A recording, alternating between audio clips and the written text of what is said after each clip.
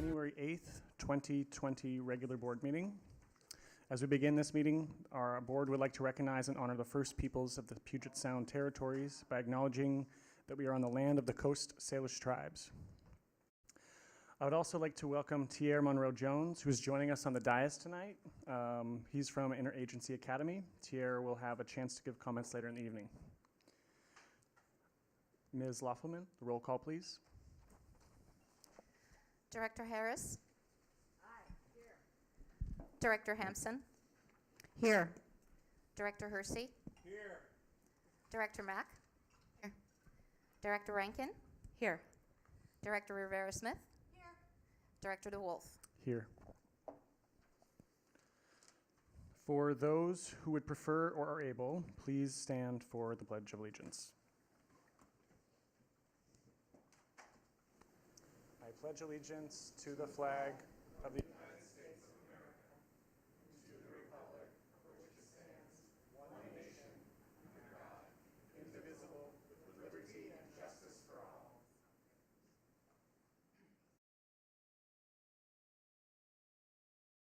It is my extreme pleasure to welcome students from Catherine Blaine K through 8 who will perform for us tonight. So I would like to invite directors to join me in the audience for this performance.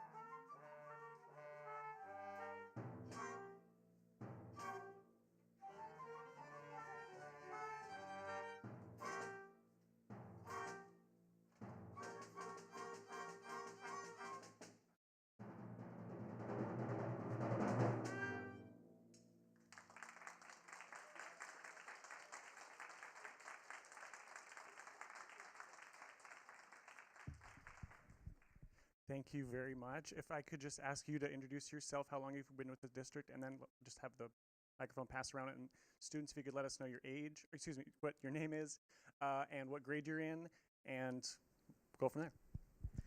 I'm Nathaniel Oxford, and I've been teaching at Catherine Blaine for 5 years. I work I have 2 middle school classes, and then also teach elementary instrumental at 6 elementary schools. So I'm going to pass the mic around. Just tell us your first name, and what was the other question? Instrument? Yeah, oh, okay. Grade, okay. Name and grade. First name and grade. All right. I'm Mia, and I'm in 8th grade. I'm Audrey, and I'm in 7th grade. I'm Ethan, and I'm in 7th grade. I'm Lucy, and I'm in 8th grade. I'm Justine, and I'm in 8th grade. Samuel, I'm in 8th grade. I'm Piper, and I'm in 7th grade. I'm Kent, and I'm in 7th grade. I'm Hayden, I'm in 8th grade. Oh, wait. I'm David, and I'm in 8th grade. I'm Mirabel, and I'm in 8th grade. I'm Maya, and I'm in 7th grade. I'm Kevin, and I'm in 7th grade. I'm Etzel, and I'm in 7th grade. Thank you all so much. If we can just give them please, just another round of applause.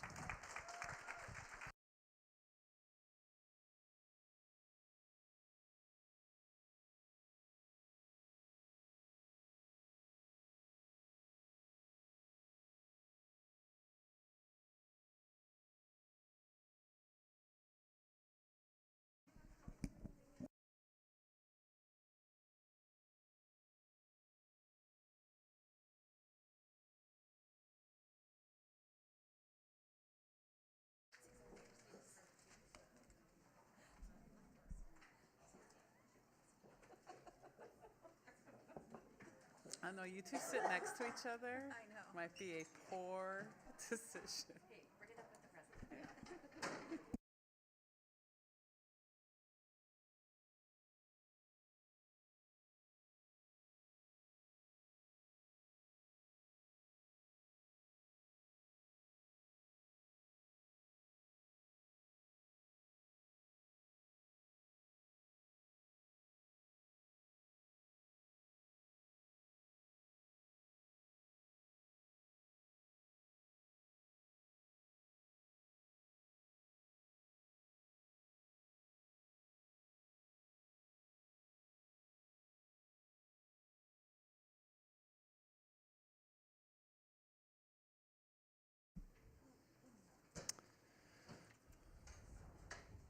Thank you once again to our students from Catherine Blaine K-8 for that performance. I'm going to turn it over to Superintendent Junot for her comments and for the annual financial report per board policy number 6030. Thank you, President DeWolf. First, welcome back and Happy New Year to the directors and everyone, our regulars in the room. I know we are going to do even greater things in partnership this year, and I'm really just looking forward to it.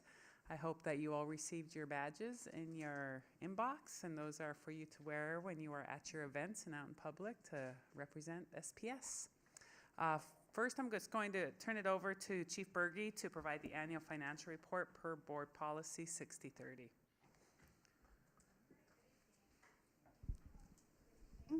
Good evening.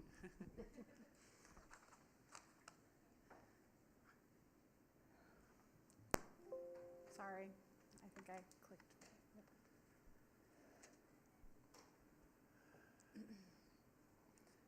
So the report that we're going to see tonight is required for us to do in January, but it really is a repeat of much of what we discussed at the last budget work session. So we'll go quickly through it. It is going to be a repeat for board members. So this is our required report for the 18-19 school year. You'll recall that our school year ends August 31, and we are required to have our reporting into OSPI in November, and then they actually just publish this information either in late December or early January. So the same information.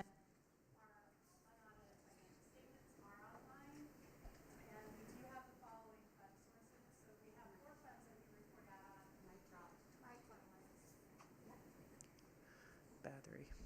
Sorry.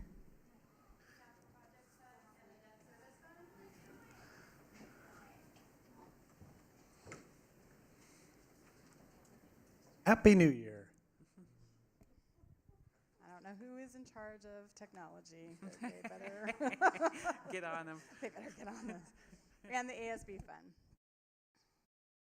So as President DeWolf mentioned, we do have Board Policy 6030 that requires an annual financial report to the board. Our Business and Finance Office does also make additional monthly financial reports to the Audit and Finance Committee as a standing item. And there is, our annual financial report is called the F-196, and that is the state mandated report that conforms to state requirements. So I'm going to go quickly through. I'm going to note a couple things on this slide. So you can see that we had began the year, the first column is the adopted budget, and then we show what the actual year to date is. So 2 data points that I'll pull forward to mention. On our revenues, we had budgeted $2.8 million more in revenue than we actually received. And that really was a result of our enrollment coming in lower than we had actually anticipated. But I would say that our projection is within 99% of what we had budgeted. Then moving to our total expenditures. So our expenditures grew by $100 million from the prior year to 18-19, mostly as a result of increased funding and our increased labor costs. You'll notice that we did underspend our budget, so our actual expenditures are $41.7 million lower than what we'd budgeted. You'll recall that we do budget capacity each year, so we plan for an additional, we put $26 million more of authority in our expenditure budget that we don't have for capacity. So we don't have a spend plan. It's for if we get extra grants, extra enrollment, unanticipated funding from the state, something like that. If you take the $26 million that we had budgeted for capacity out of the $41.7 million, I don't know if this, out of the $41.7 million, that leaves about $16 million underspent. So we actually ended up spending about 98% of what we'd budgeted as well. So I want to have a shout out to my staff. On the budgeting side and on the accounting side, they're doing a great job for us. You can see our revenues compared from the prior year to the year we just closed. So the major differences show that state policy change between lowering local levy authority. So levy authority went from 19% in the prior year to 26% of our revenues, or from 26%, I should say, to 19%. And as that offset, the state dollars grew from 46% of our revenue to 52% of our revenue. So that is the direct result of that levy swap, or that change in funding structure that the state passed. And everything else is pretty lined up with previous years. This shows this in a chart, same information, just in a chart. We move on to the general fund expenditures compared to the prior year. We line up very tightly how we spend our money year to year. So we have the majority of our salaries, so the prior year in 17-18, 84.4%, which is very typical for school districts, was spent on salaries and benefits. 84.7% of our total expenditures spent on salaries and benefits in 18-19. Same information included on the chart if you're more visual. And then we look at fund balance. We've gone over this quite a bit at the budget work sessions. This lines up from, again, this is the previous year, 17-18 numbers to 18-19. You can see that the big difference is sitting right here in the assigned fund balance. And as you recall, that detail is on the next page. And what you recall us talking about previously and really planning for as a district is we had been saving money that we had not anticipated getting and putting it towards future years to kind of balance out that one-time increase in additional local levy revenues where they kept the local levy number high through 2018, and then we're decreasing it after that. That would wrap up the general fund. We'd move to the capital projects fund. Capital projects fund really ebbs and flows. We estimate what we're going to spend based on how our projects go. Sometimes we move ahead in projects, sometimes we fall behind in certain projects, but what we don't want to have is expenditures where we have no capacity or no authority to spend. So you can see where we are budgeting. We budgeted for about $303 million. We ended up spending about $202 million on those expenditures and those projects. It really is a timing issue, though, when it comes down to the capital projects fund. And in the debt service fund, we have one thing that goes to the debt service fund. It's the repayment of our John Stanford bonds. And so the activity in the debt service fund for our district is very low. We're very lucky. We, unlike other districts, we have very little debt that we incur. All of our capital projects are through levy versus bonds. And finally, we have the student body fund. This is really driven by our students.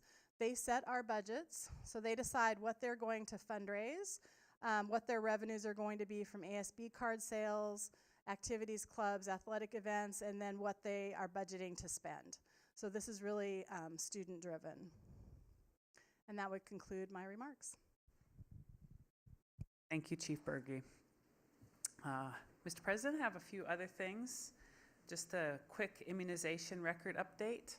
In September, there were thousands of families that we had to notify about the new state law to provide updated immunization records or to be excluded from school.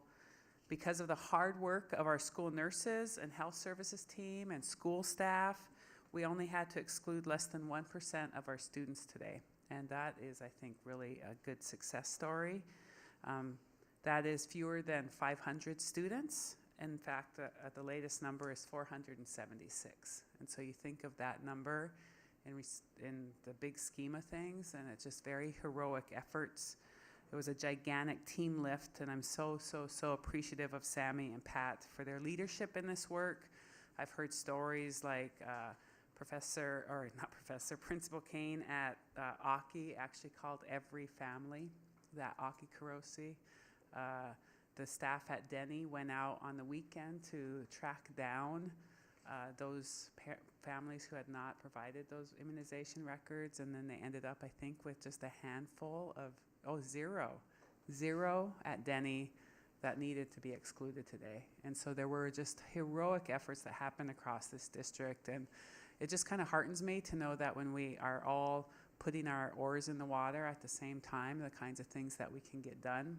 And it just goes to prove that we have fantastic staff who really care about making sure students are getting their instructional time. As you all know as well, student safety is a top priority, and we are committed to taking care of each other and our students. And even in our current national instability, Seattle Public Schools is committed to building school communities where all students, families, and staff are safe, respected, and engaged. Right now, we must be particularly mindful of students and families affected by the U.S.-Iran issues. We understand that the current state of affairs may result in a heightened sense of anxiety and fear, and I just want to make clear that our commitment to the well-being of each and every student is stronger than ever.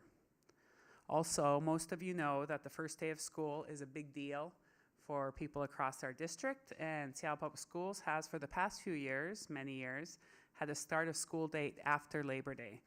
As a result of our recent bargain with Seattle Education Association, the 2020-21 school year will likely be on September 2nd, before Labor Day, pending board approval at the end of the month. So it's important for families to be able to plan, and so we're trying to push out that news as broad as possible. And so your assistance with that effort, I think, is very appreciated. Finally, I think it's important for the board to know that our staff are working to find ways to refocus our efforts and decision-making on students of color furthest from educational justice in our everyday work. These efforts are often not broad, sweeping initiatives, but they happen as we do our daily work. It's the small things that add up to the big changes over time, and I just want to give one example of that work. I need to give a shout out to our curriculum assessment and instruction team and the high school readiness team for their work to undo some of the legacy course prerequisites that have kept our students from furthest from educational justice, specifically Black boys, from participating in some of our high school courses. They went through every course offering and eliminated over 200 prerequisites in order to open access and reduce barriers to students. Students should be able to access courses that they are ready for without having to jump through those regulatory hoops. This was a huge undertaking and another step toward becoming a more anti-racist system. And I just want to thank Chief DeBacker and Executive Director Perkins for leading this work. I think it is those small movements that are a lot of work but make a huge difference for students in our schools.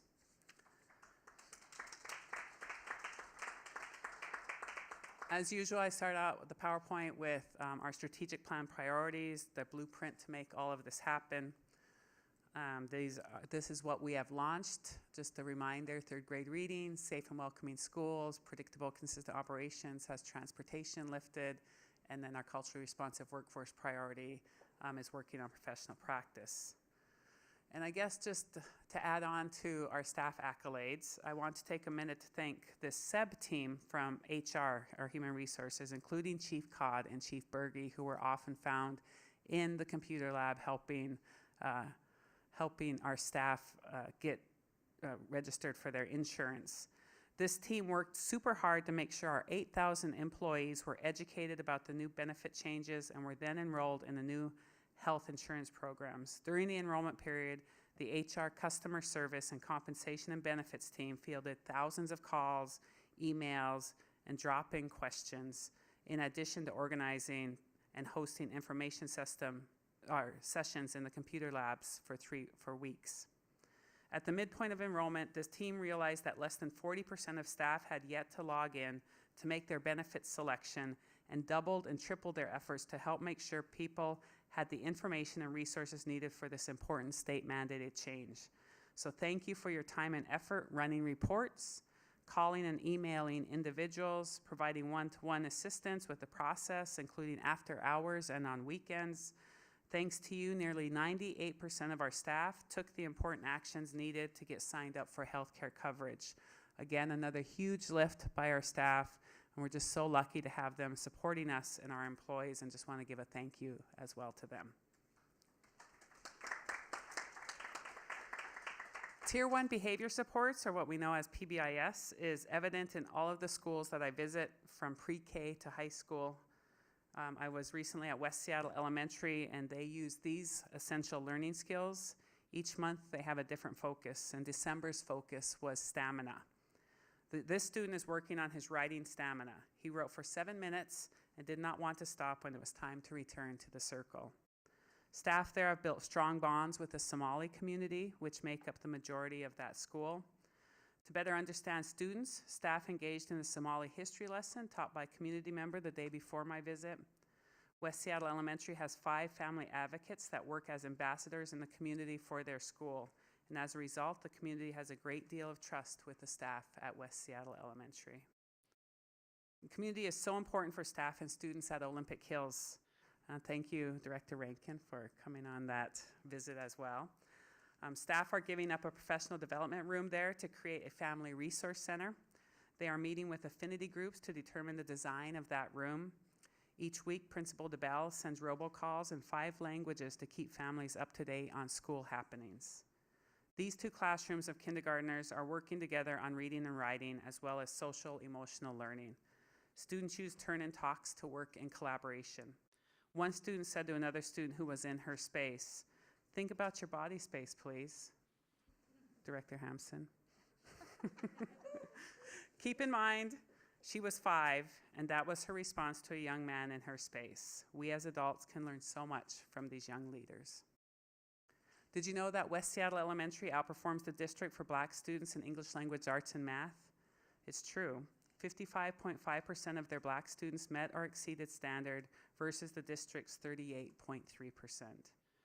This STR, or Seattle Teacher Residency, Rockstar Teacher, is partially responsible for this success. Almost all of his students meet or exceed standard on the Smarter Balanced Assessment every year. After a few minutes in his classroom, I learned why. He is so thoughtful and so purposeful with each instructional move, and learning time is super important in his room. And that huge bulletin board that lines the hallway sets the standard that all West Seattle Elementary scholars will read. These kindergartners at Olympic Hills are working on their reading and writing skills. This class is going to different stations to build their expertise. You can see the young student on the left is not buying my story. So I was telling him a story and he covered his eyes. He did not believe what I was giving him. This anchor chart on the right has the skills the students are mastering, including punctuation, upper and lower case, and writing sentences. Keeping in mind, again, that these are 5- and 6-year-old students. We have very impressive learners in Seattle Public Schools. The one thing that stands out with these two schools is that everything is done with intention and attention to detail. These staff, under these great leaders, are laser focused on community and literacy. Every instructional move, lesson, and conversation with students and families is done with purpose.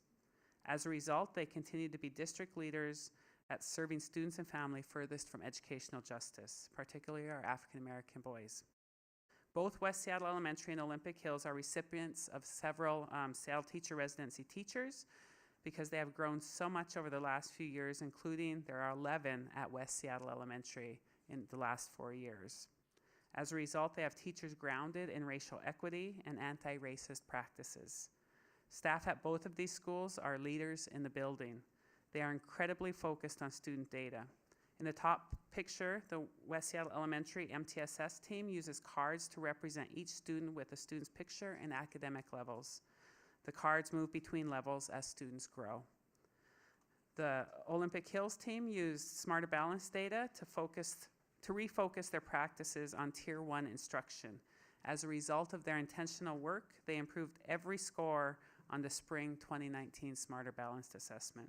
A huge thank you to the great leaders at these schools. As mentioned earlier, young scholars at West Seattle Elementary are working on their writing stamina. The class wrote a story about a location in their school.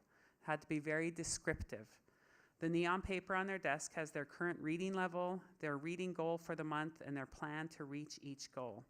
Each student enthusiastically can explain all of this data, and they were so excited to share that they usually reach their goal every month. Everything these students do at West Seattle Elementary is intentional and work toward their goal. And I just want to thank Principal Conyers McCowan and her team. This concludes these comments, so thank you, President DeWolf. I'm not quite done yet.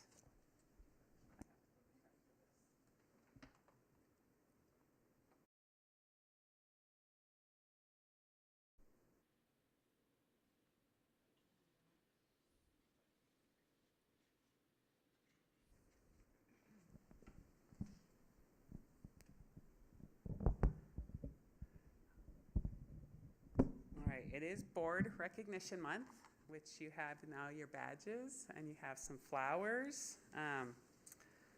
So by proclamation of Governor Jay Inslee, January is School Board Recognition Month. I would like to take a moment to recognize the work of our elected school board directors.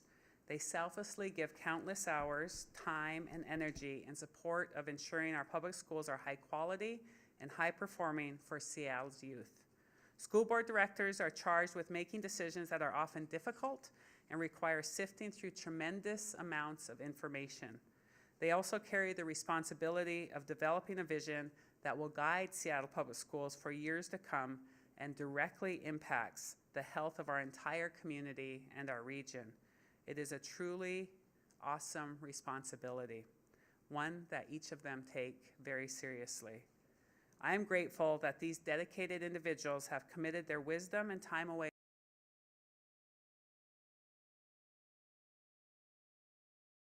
They'll pay for batteries in the future. I'm grateful that these dedicated individuals have committed their wisdom and time away from loved ones, friends, and family to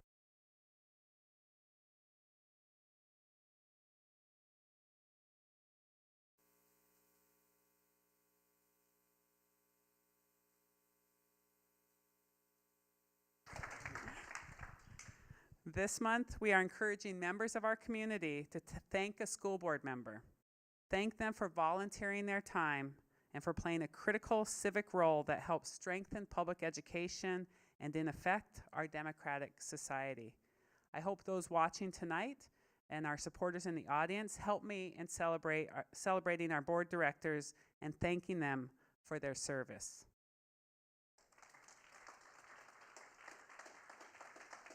I also just want to read the Governor's Proclamation and officially recognize School Board Recognition Month. Whereas the mission of Washington's public school system is to assure that all students achieve at high levels and possess the knowledge and skills to be responsible citizens of a democratic society who enjoy productive and satisfying lives, and whereas Montana's 295 locally elected school boards and 9 elected educational service district boards are the core of the public education governance system in our state, and whereas the districts and regions they lead serve more than 1 million students, have a combined annual budget of over $15 billion, and employ approximately 120,000 people, and whereas school directors play a crucial role in promoting student learning and achievement by creating a vision, establishing policies and budgets, and setting clear standards of accountability for all involved, and whereas school directors are directly accountable to the citizens in their districts and regions, serving as a vital link between members of their community and their schools, and whereas school directors and educational service districts provide a passionate voice of advocacy for public schools and the welfare of school children, and whereas it is appropriate to recognize school directors as outstanding volunteers and champions for public education. Now, therefore, he, Jay Inslee, Governor of the State of Washington, does hereby proclaim January 2020 as School Board Recognition Month in Washington and encourages all people in our state to join him in this special observance. I just want to personally thank all of you for your service, for the work that we're about to embark on. I'm super excited to work with you and to serve with you as leadership of this district. Thank you. Thank you.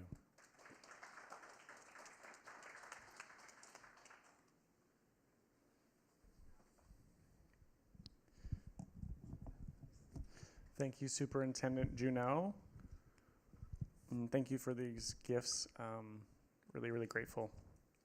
I would now like to invite board directors to share any of the work they're doing within their committees or liaison work they would like to report at this time.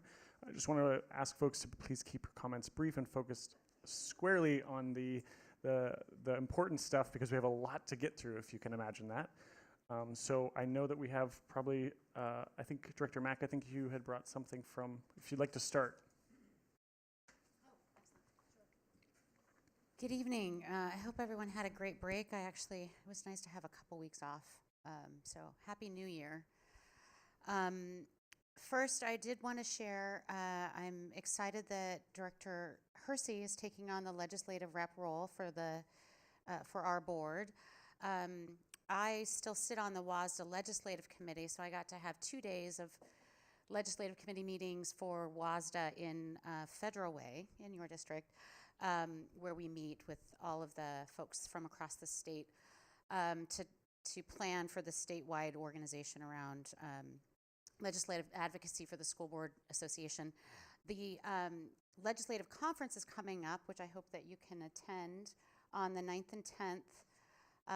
I will be going, I believe Jolynn will be going. It's a joint conference of the Superintendent Association, the School Board Association, and the Business Official Association. And then we also meet with legislators on the Hill. And WASDA has, and I shared this with you all, has put together the legislative priorities. This is based on what we voted on as a state committee at Legislative Assembly. And it's put into 3 main positions. 1, help us keep our students safe and support their needs. 2, give us the staff we need to serve our students. 3, help us afford the insurance that our staff deserve. And these 3 things align really closely with our own legislative agenda that we adopted.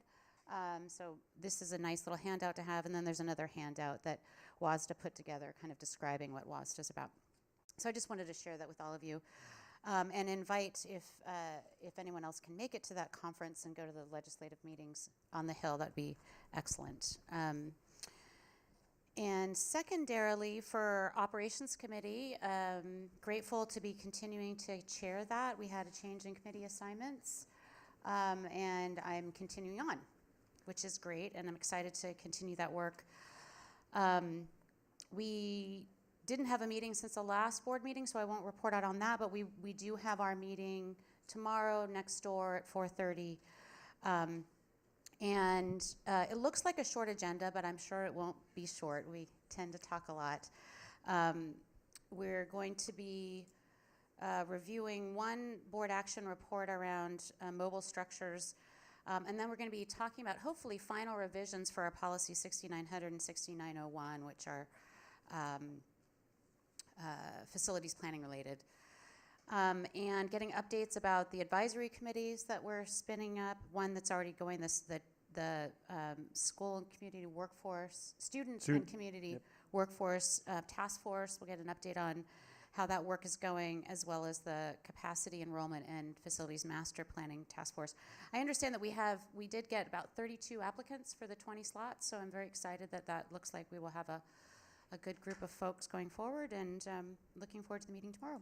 Thank you, Director Mack. Did anybody else have any updates from their committees or liaison roles? I know we obviously had our last meeting and then a break, so there's a big chunk of time. Director Hersey. Thank you. As Director Mack mentioned, I will be taking on the responsibility of the legislative liaison. That's a lot of L's. The legislative liaison position for the board. Session starts next week on January the 13th, so we will have a more robust update then, but please stay tuned. As you probably heard, it's going to be a short session, but that doesn't mean that we are going to work any less hard. So we are excited to, partner and continue to work very closely with our legislators throughout the city in the interest of doing what's right for kids. Thanks. Thank you, Director Hersey. All right. Well, again, I would like to welcome Tier Monroe Jones. Tier is a 12th grader at Interagency Academy and participates in football and track and field at Garfield High School. I also want to make sure we mention that you volunteer for Mary's Place and you're in the process of applying to university to pursue a business degree in the fall. So I don't want to give too much of your story away after that intro, so I'm going to turn it over to you. Thank you. This is nervous. I know. Thank you for having me.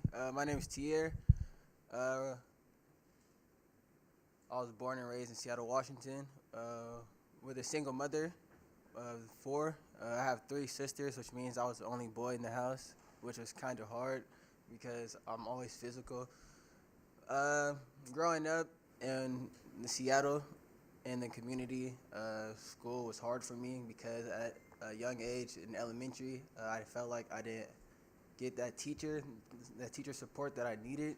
I always felt like I got pushed away or I got thought of last, and which was kind of hard, which gave me that mindset that school wasn't worth it. Maybe I should get older and do something else besides go to school. Until middle school, until I actually got a chance to meet a teacher that actually showed that she cared about us. And ever since then, I've always been focused until high school. Freshman year, I ended up hanging out with the wrong crowd, so my grades dropped. I had to switch over to older interagency, and after that, it was tough because it's not what I expected. Classes were smaller, and it's just not what a lot of people do. You don't want to take 10 steps backwards, which I ended up having to do, and after that, switching to interagency. It was tough. Let me slow down. It was tough switching to interagency, actually. But it actually helped a lot. Got my grades up. I got the chance to hear a lot of people's stories. Since I go to Alder, it's a juvenile. And when I tell people that it's a juvenile, the first thing, since it's at a juvenile, so when I tell people it's at a juvenile, the first thing that they think of, oh, you go to a jail school, and people think less about the school, but until you walk into the building and you see everybody's story, and you actually notice that everybody's just like all the other high school kids. It's just that it's a smaller classroom, and it's just the location. Alder's taught me a lot is actually build character. They show passion, love. They make you feel at home. It's your second home. The teachers really do care about you, and like they help you think about multiple ways to get to solve a problem. Besides, this is a lot. The teachers help you a lot.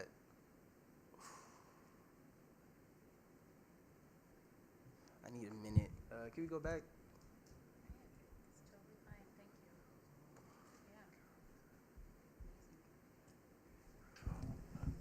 I want to give you some space, and just let me know when you're. Just give me a little, and I'll bring you back up. But before we kind of bridge to the next section, I think if I could just share anything, and this is just to say, we are a district of 53,000 different stories, and I am really grateful to you for sharing yours today. It makes our work better, and it makes sure we're still connected to students who are the person we're ultimately trying to serve the most. So thank you for sharing what you have, and those words really mean a lot. So you are absolutely a part of our board today, so participate as you'd like and are able. We have now reached the consent portion of tonight's agenda. So may I have a motion for the consent agenda?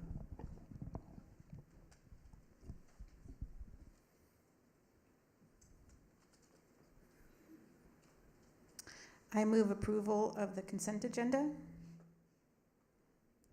Do I have a second? Second. Thank you. Approval of the consent agenda has been moved and seconded. Do any directors have items they would like to remove from the consent agenda? Director Rivera-Smith? Is this on? Oh.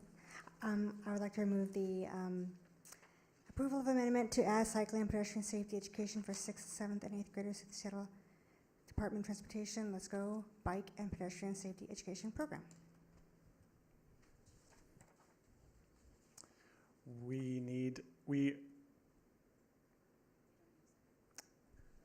No. If the Vice President would like to read a new motion for the amended consent agenda, that would be where we would go from here. I move approval of the consent agenda as amended. Thank you. Thank you, Director Harris. All right.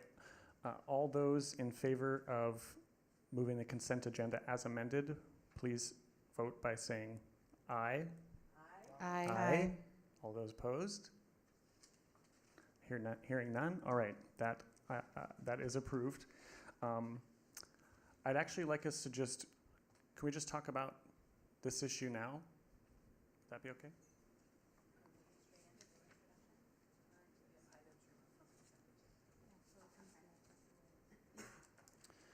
So I would like to invite the Chief DeBacker up to the podium for any updates, because I know this was updated since introduction.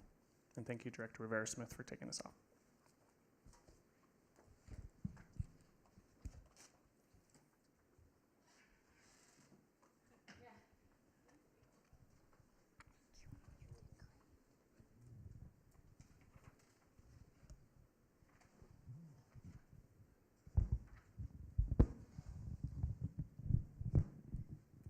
Good evening, and you can see that Diane DeBacker, Chief Academic Officer. I've also asked Greg Narver to be with us, our Chief Legal Counsel, because I think many of the questions center around whether it was a grant or not. And then also we're very pleased to have Lori Dunn with us, and Lori Dunn is the Program Manager for Health and Physical Education and oversees this program and knows it inside out. So the bulk of the changes that were made to the bar are around the wording of whether or not it was a grant. Director Mack asked those questions at introduction. This is not a grant. This is money that flows directly through us from the Department of Transportation, and it goes straight to Cascade Bicycle Club in order to do this program. So what we have done to amend the bar or to change the wording in the bar is we've taken out any reference to this being a grant. Chief Narver, any extra there? No, those are the only changes that were made. I think when the bar came up for introduction in December, the sections about policy implications and the box that were checked both indicated that policy 6114 on acceptance of grants was implicated. As Chief DeBacker said, because this money is a pass-through, isn't something that the district applied for, doesn't affect the ultimate bottom line on the district's budget. We felt that the definitions of grant or revenue-producing contracts that are in policy 6114 didn't apply, and so the references to that policy were removed from the bar. That's the only amendment from the version that you saw in December. So now I'd like to open the floor for any director comments, questions, or concerns. Director Rivera-Smith? Yeah, thank you. I was still wondering, so thank you for clarifying that to start with. I also had questions, though, just for clarification about the actual program itself. I'm trying to gauge, because this is an amendment to something that's already been happening, to a program. Which years has the program actually ran in our schools? If, with permission, President DeWolf, can Lori Dunn respond to that question? Yes. Thank you. Good evening, directors. The program actually with the Let's Go started in 2015.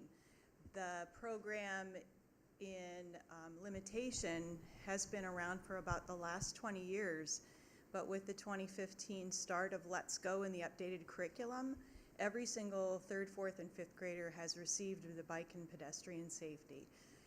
We added a special needs component with working with another community partner through Cascade to make sure that our students that have IEPs that need the extra support in our classrooms also have that. So every single student since 2015. That's what I was trying to clarify. So assuming that it has run for those years, and this will now expand it to grades 5 through 8, are our students essentially taking it for 3 weeks every year for 6 years? And is that? No. Because they have taken it in 3rd, 4th, 5th, and now it's going to be 6th, 7th, 8th. Right. In grades 3, 4, and 5, we have a 3-week time that the bikes are at the particular schools based on individual school needs on when they have physical education, because some students have physical education 2 times a week, 3 times, to make sure that learning happens. And then at our middle schools, the way that their schedules are, the students receive physical education every single day in grades 6, 7, 8, and so the bikes will be at those particular schools in that time when it fits into that individual school's schedule. So the flexibility is there for every student to receive that learning. Are there any more questions? Oh, okay. No, thank you. And then looking at, so I saw that this is, as far as going through a racial equity analysis, the program, obviously, you know, the nature of it is equitable because it's helping students, especially students who are more impacted, you know, by transportation needs, can learn the skills they need for that. Has the actual curriculum gone through any sort of racial equity analysis or tool? Because, I mean, the program itself, to offer it is great, but has the actual teachings curriculum that we're going through with the students, is that shown to be, you know, is it culturally sensitive, and has it been looked at? Very good question. In grade 3, 4, and 5, when the curriculum was first introduced and created, because it was very unique, we are the only district in the country that actually is offering this type of a program for every single student with that equity lens. So yes, in grade 3, 4, and 5, because that program has been established, and we did a rollout as we rolled out the training for the teachers and in the schools. We're planning on doing the same thing, hopefully, once you all have given your blessing. Thank you. Then last question, I think. So I went through the MOU, and it shows that the funding for 2019-20 and 2020-21 is almost entirely in the pilot phase. So do we anticipate future funding to implement it beyond the fall of 2021? Right now, once hopefully the approval happens, we will pilot for individual schools in working with the Seattle Department of Transportation and the teachers that have volunteered to try and pilot with our middle schools. Then as we look at a rollout phase all to making sure in 2021 we have every single middle school on board.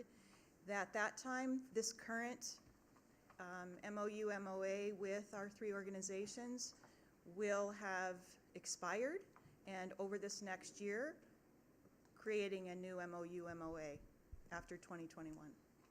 Okay, so we do anticipate it'll continue and there'll be funding. I certainly hope so. Okay. Thank you. Director Mack?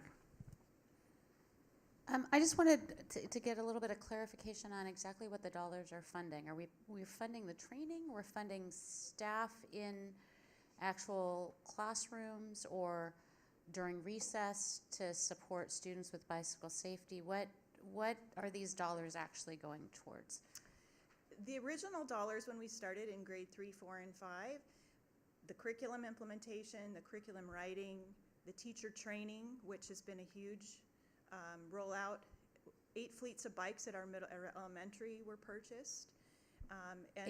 So we now own 8 fleets of bikes The across Cascade Bike Club owns the 8 fleets of bikes, and they pay, we actually have an education director that picks up the bikes and delivers the bikes and works with our teachers to make sure that there's an ongoing professional development, that the unit is taught with fidelity. And so to establish the 3, 4, and 5 program, that funding opportunity was used for curriculum, for biking, staff development. Yeah. I guess it is a very basic, simple question, and maybe it's not for you, but I'm kind of curious why the dollars have to come through the district instead of going straight to Cascade Bicycle Club from the SDOT.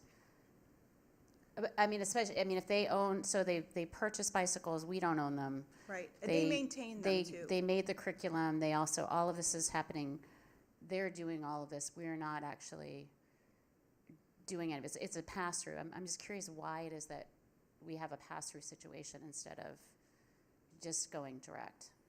I can answer it on a sustainability level.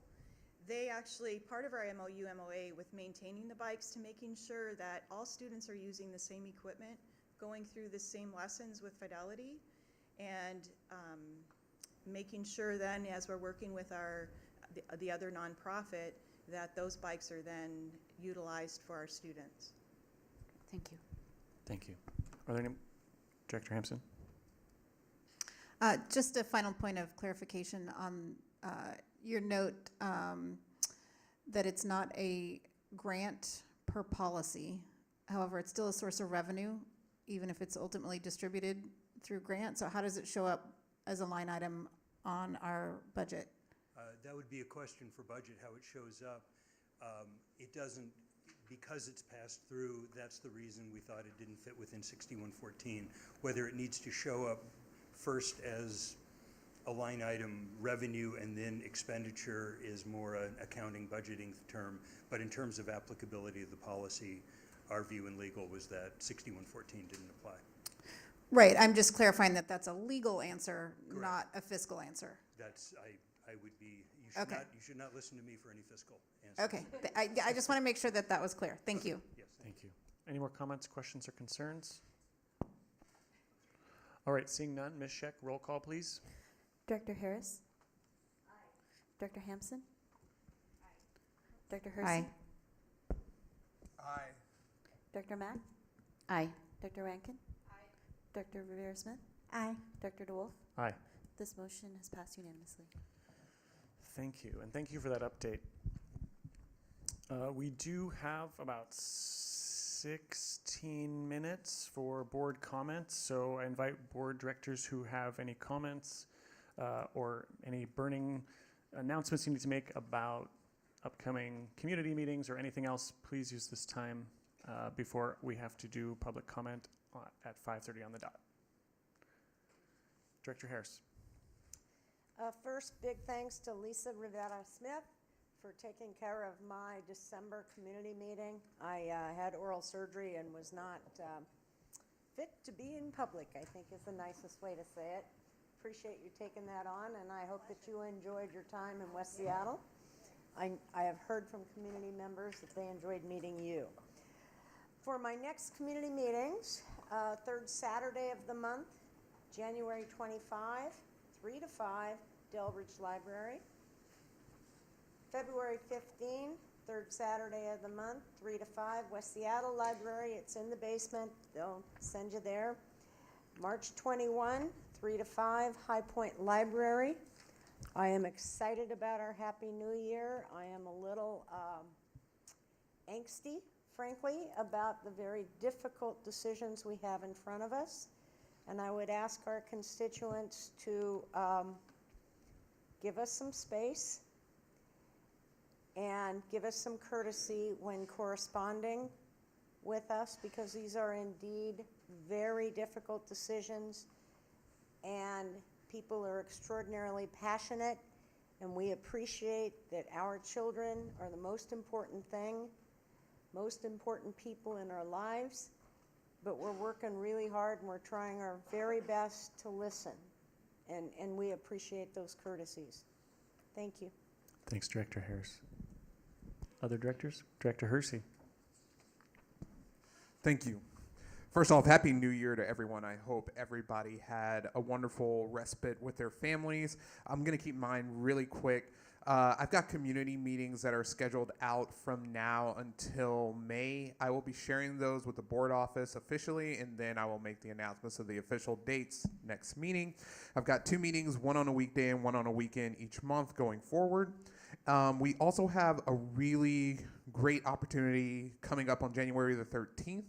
We are hosting a meeting, as the district, myself, and community partners around CPI, which stands for Crisis Prevention Institute.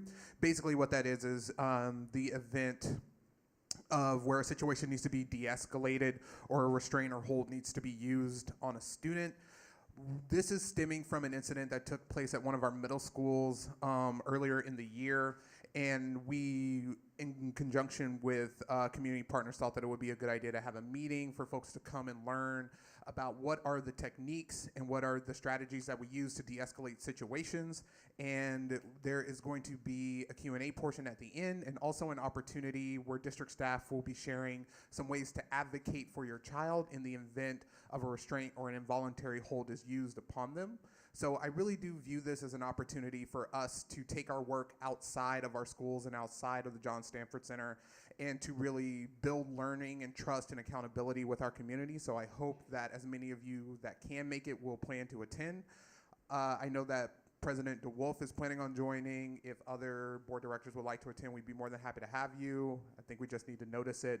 But again, that's going to be at the New Holly Community Center, January 13th, which is next Monday, from 6:30 to 7:30 p.m. Doors open at 6. So hope to see you there. Thank you very much. Happy New Year. Thank you, Director Hersey. Director Rivera-Smith. Thank you.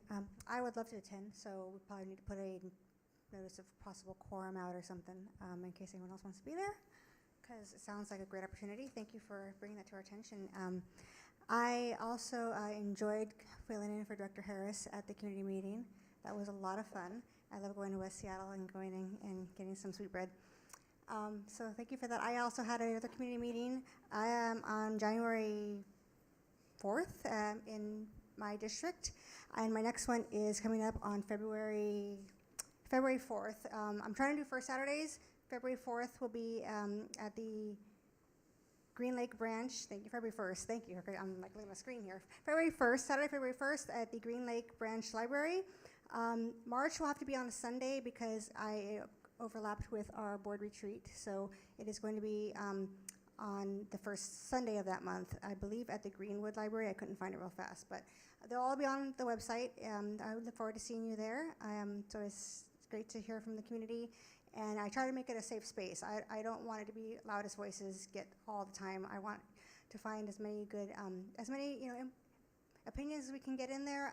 It's more of a conversation style. I don't really like, this is weird for me, talking to everybody. I like conversations, so I try not to talk to you too much. I really want to have us go back and forth and have everybody feel heard, and I hope that everybody has so far at the meetings I've done.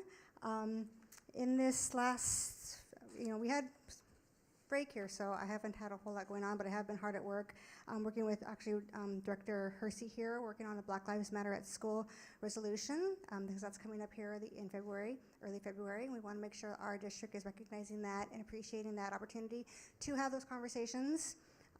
And also working on we'll hear in a moment, we worked on an amendment for upcoming a tough bar. And anyways, it's been great. We're hard at work. The new year, I had a birthday. Oh yeah, I almost forgot. Had a birthday. That was fun. I managed to only do 2 schoolwork phone calls that day. Yeah, there you are. There was one right there. But thank you for letting me have that kind of day off there. And also, it's official. Yeah, I've gotten confirmation from Ellie and the archives department that I am officially the first Hispanic board member for Seattle Public Schools. So that's kind of neat. Thank you. I appreciate that. It's happy and sad that I'm the first. Really? Wow. But I wanted to make sure it was official, so I wanted to check it out. I didn't want to claim that yet without knowing that that was in fact a true statement. And I appreciate having that. I hope to, take the opportunity to just be a voice for my community, every community, and know that this is really just the start. We're going to have many more, I'm sure. And I just wanted to actually, like I said, verify that before I claimed it as my own. And thank you. Thank you, Director Rivera-Smith, and honored to be on this board with you, and just really grateful to have your representation. Do we have any other directors that would like to share any comments or?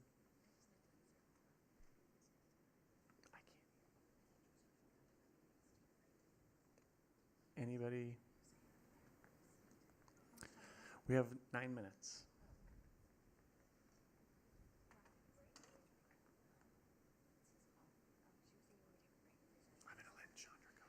Hini Karigui, it's good to see you all. That's the translation. I have not provided this spelling yet. I've been instructed I need to make sure that I provide some written translations so that it can appear on the television. So I will hold back on the ho-chunk until I can be organized enough to provide that in advance.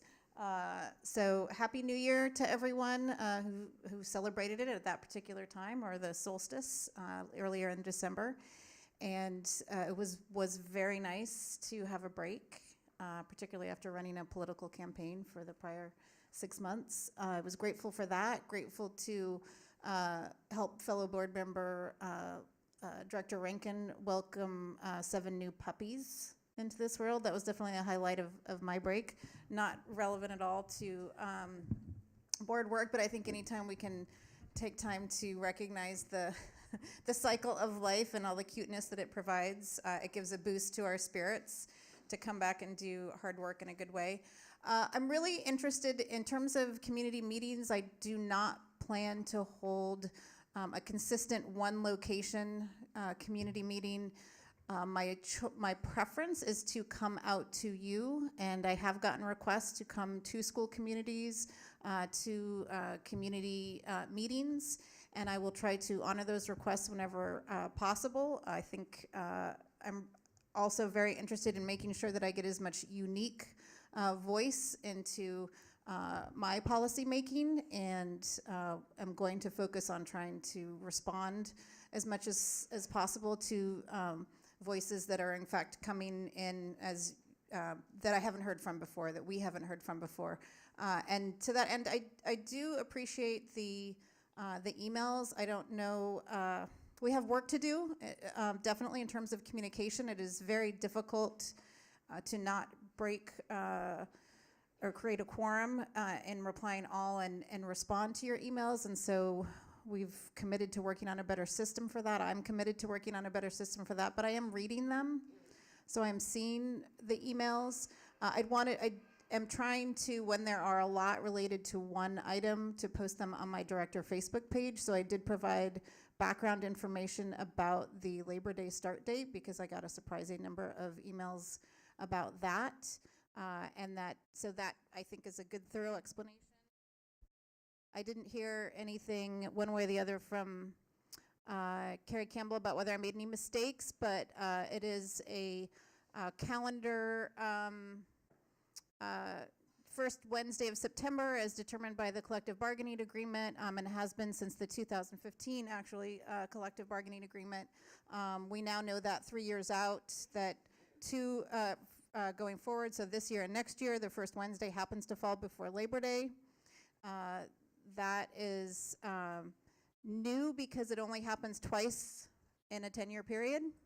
So I tried to provide all that explanation. I think we're going to have some additional opportunity this month and this year to talk as an overall community about how we create more culturally responsive calendaring for our school district.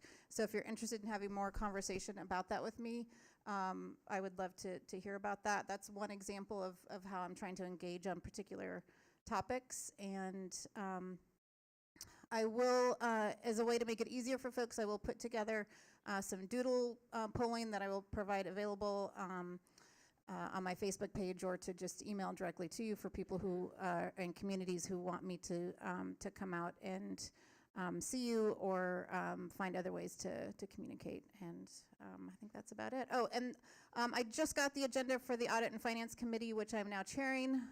So I can't, we haven't had a meeting since last year. That will be next Tuesday at 4:30. If you have any questions, comments, or concerns about that agenda once it's posted, please let me know. Thank you, Director Hampson. I think we should take a 5-minute break. So the meeting is now recessed. Tierra, would you like to add anything? Okay. We will reconvene the meeting at 5:30 p.m. on the dot.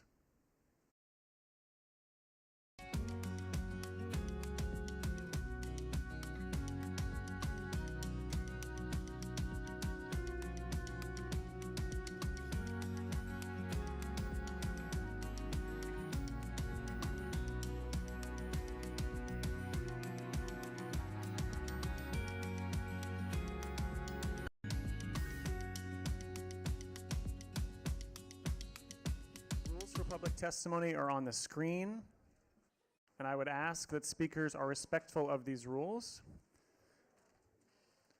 which they are going to be on the screen any second. Here they are. All right, the rules for public testimony are on the screen, and I would ask folks, and I would ask that speakers are respectful of these rules. Please make sure that the majority of the speaker's time be spent on the topic that he or she has indicated they wish to speak about. I would also like to note that each speaker has 2 minutes speaking time. When the 2 minutes have ended, please conclude your remarks. I will kindly ask you once and then remind you with a little extra nudge. So if I could have staff, please read off the testimony speakers. First up for public testimony, we have Miracle Patu Jackson, followed by Chris Jackins, and then Heather Kelly.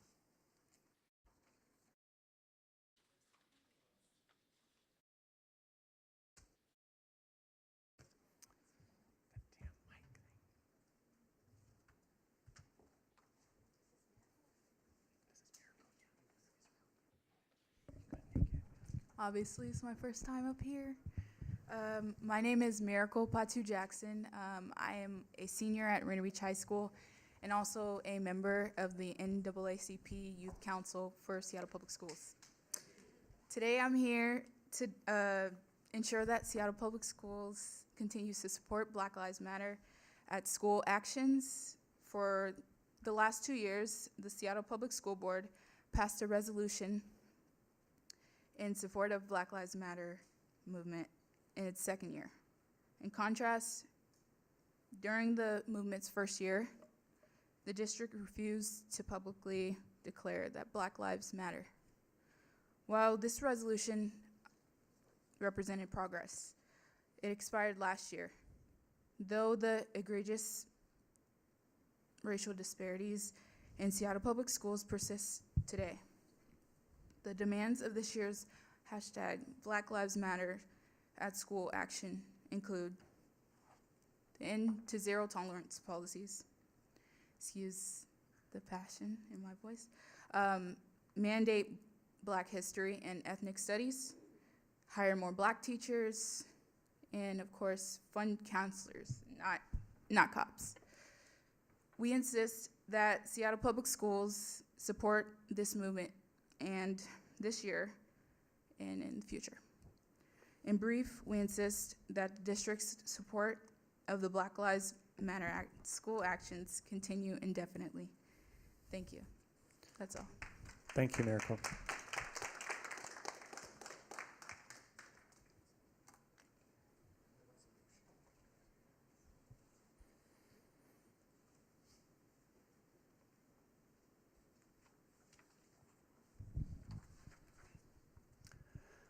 My name is Chris Jackins, Box 84063, Seattle 98124.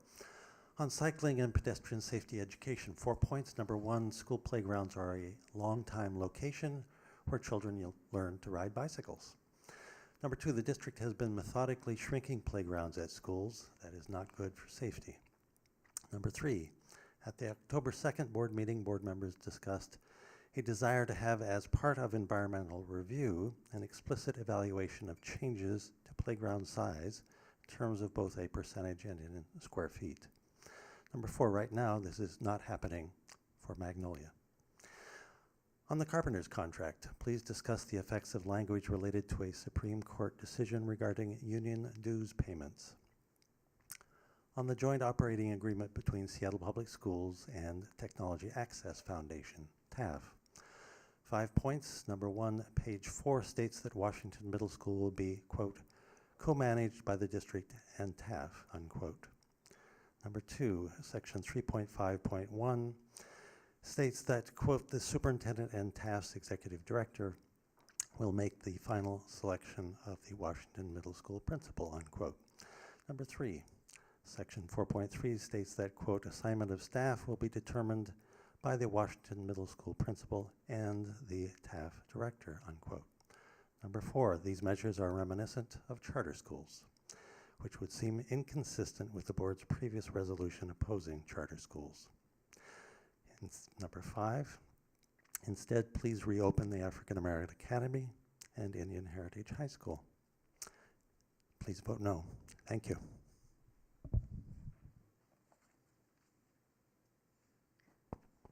After Heather Kelly, we will have Jeremy Manzer, followed by DJ Yu and Hugh Kim. Hello.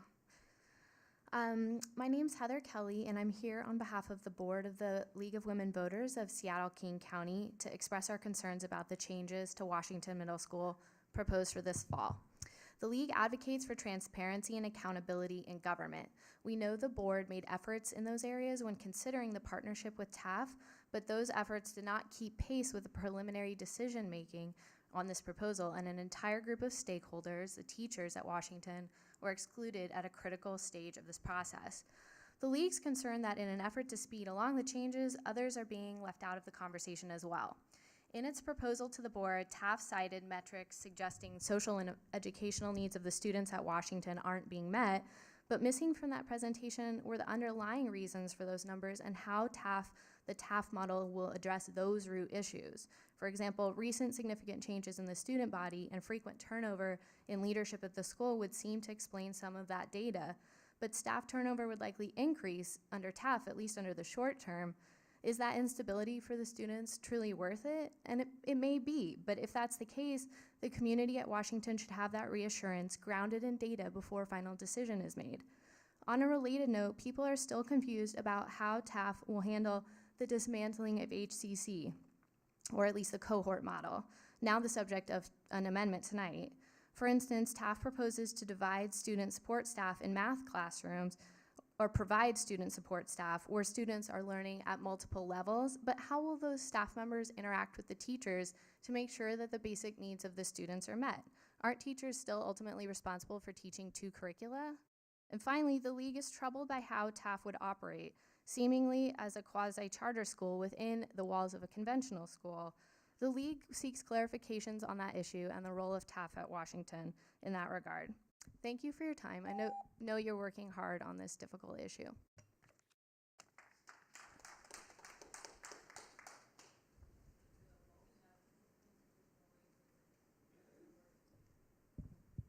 Hi, I'm Jeremy Masner. I'm a parent of an 8th grader at Washington, And I'd like to ask, I've been up here before, I'd like to ask again for your support in finding a way to experiment with TAF while maintaining the HCC program that works for the students who are in it.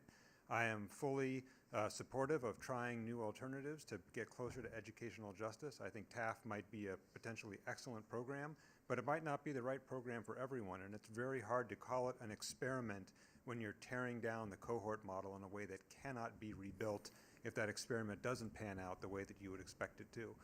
So a few things to ask.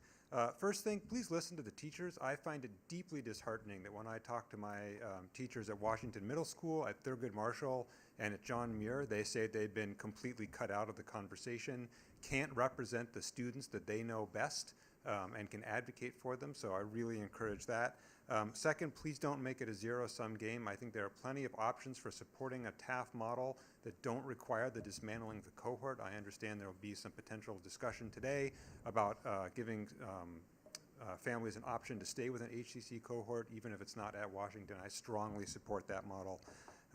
And really just think through the metrics and what the success is going to look like. If you're going to frame TAF as an experiment, you should have a very clear idea of what success would look like, because when you look on the OSPI school reports for both Washington and TAF, based on those numbers, you wouldn't see any difference. And so please really be thoughtful about how to structure as an experiment and make sure you're tracking it the right way. Thank you. Thank you. Thank you. Hi, my name's DJ, and last June the TAF founder said, "For us, community is very important and part of the reason why we choose Washington. Further, what we want to do is get a full understanding of what families want from their kids. There hasn't been any outreach to us. Only 2 real engagements, October 19th and December 19th, to express our concerns with no answers. Many parents and community members reiterated poor communication. Now, is it worth it to farm out public education? When will teachers, parents, and kids matter enough to be heard? At Thurgood Marshall, the slide read, "No teacher changes unless they choose to leave." These are certified, experienced teachers who really care about their community, and TAF only has 56% certified, according to the slide. Also, on December 16th, the SBA report on page 8 read that HCC families can decide to opt out of SPS for local private school education. Impoverished families of color cannot opt out. We need to create universal testing with basic neutral tests, bring rigor back to the curriculum, and effectively, for once and for all, close the gap at K-3 education. At Thurgood Marshall, K-3 students are 3 grades below, and these students go on then to Washington Middle School. At SPS, I didn't learn to read until I was in 2nd grade. No one was there to teach me, and I had to teach myself or fail. Instead of taking the necessary steps to eliminate these gaps, because success in elementary school means success in middle school and high school, the South End is kept an educational desert. Once Spectrum was taken away, schools like Rainier Beach never regained its prior success. South End schools cannot afford to lose any programs, and yet, by placing Taft at Washington Middle School, you're also taking away HCC.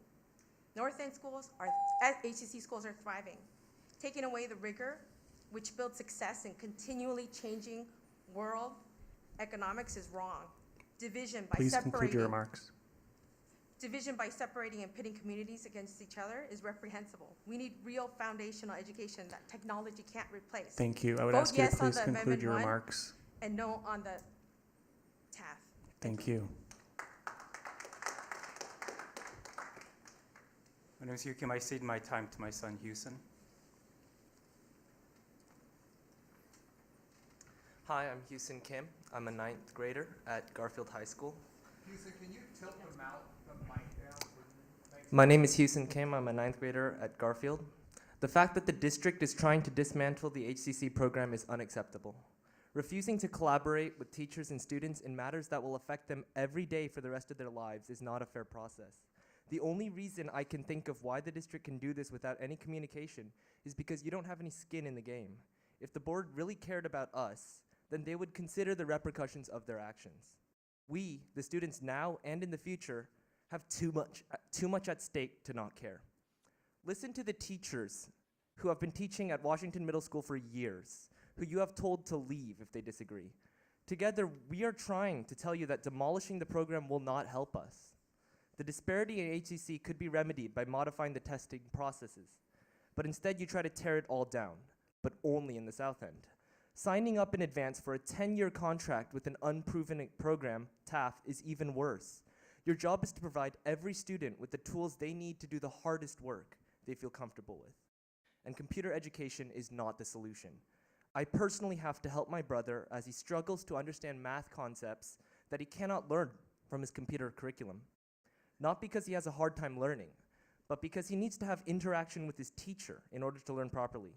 You are letting the responsibility of teaching fall back onto the students who have to learn on their own because TAF won't teach them at their level. One last thing. You called my school a slave ship. Come give us a visit. Communicate with all of us. We are the community you serve. This is why I ask you to vote yes on the amendment and no on the TAF Joint Operating Agreement. Thank you. Thank you. Next up, we have Cliff Meyer, followed by Brian Terry and Max Rivera.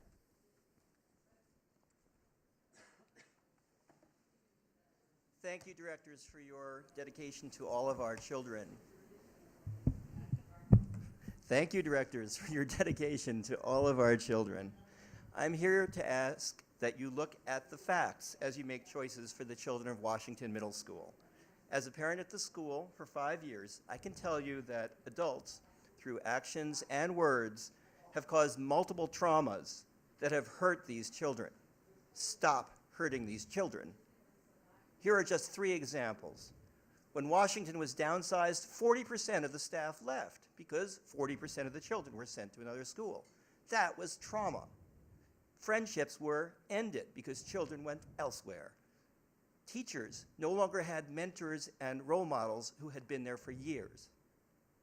Number 2, as you've heard many times, last year Washington was brutalized by the imperious and ineffective leadership of a new principal who may have had some good intentions but did not in any way help this school.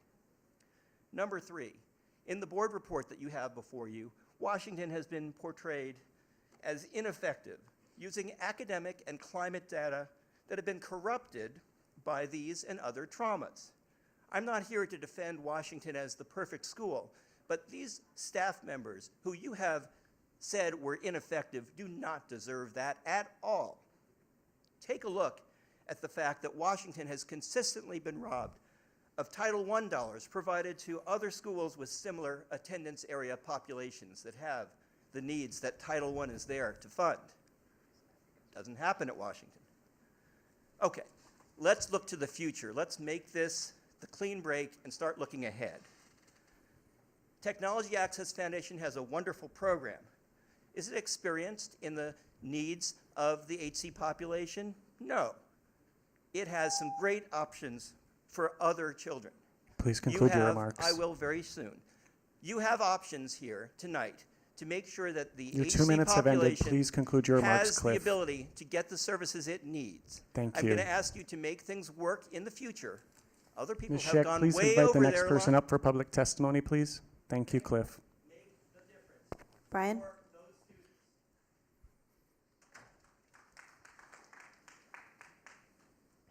Good evening. In Brown versus the Board of Education, the Supreme Court ruled that racially segregated classrooms are inherently unequal because of their psychological impact. They concluded that to separate black children from others of similar age and qualifications solely because of their race generates a feeling of inferiority as to their status in the community that may affect their hearts and minds in a way unlikely to ever be outdone. The court cited a number of psychological studies that showed that segregating black children made them feel inferior and interfered with their learning. In line with this, District Policy 0030 defines a clear mission. We will raise the achievement of all students while narrowing the gaps between the lowest and highest performing students. We will eliminate the racial predictability and disproportionality in all aspects of education, for example, advanced learning. We will ensure all students, regardless of race or class, graduate from Seattle Public Schools ready to succeed in a racially and culturally diverse local, national, and global community. And yet, we continue to place mostly white, highly capable classrooms next to mostly black neighborhood classrooms, sending a clear message of white supremacy. Black families have testified about the psychological damage that this segregation causes. Their students complain that even if they get straight A's, they are stuck in the dumb classes because they are not white.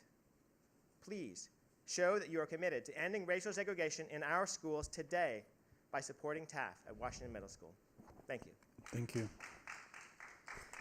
After Max Rivera, we will have Joanna Cullen, followed by Yvonne Hubbard and Dr. Mary King. Hi, I'm Max Rivera. I have been in the HCC program for 3 years since I moved to Seattle. The HCC program is important because it provides challenging learning environments and a cohort full of students that are ready and willing to do advanced work. It has its flaws, however, you have the power to change it. You can make it equitable and accessible. Please do not dismantle the HCC program and send us back to Gen Ed. The promise of multi-level learning is a false promise. I do not want to go do the same things I did 2 years ago. I know for a fact that it doesn't work because I came here after spending a year in the San Francisco Unified School District where they voted away all the gifted and talented programs. All of the schools are Gen Ed. In theory, they were teaching us to all the levels of the class. But in reality, they're struggling to even teach at grade level. It is unrealistic to ask a teacher to prepare lesson plans accommodating 3 or 5 and sometimes even more grade levels. It is unimaginable to send us back to repeat what we've already learned and waste our higher learning potential. Please help make the system more accessible to all by simply making the test an opt-out test instead of an opt-in test. I am sure that you will measure significant and immediate changes. Please keep these programs of academic excellence for my brother and sister and all gifted students throughout the district. Thank you.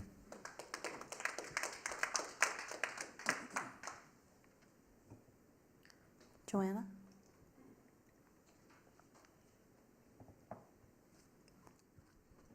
Hi, I'm Joanna Cullen, and I'm here to ask each of you to consider showing the families of the Central and Southeast Seattle the same consideration and care that will be shown to other areas of Seattle as changes to the HCC program are implemented.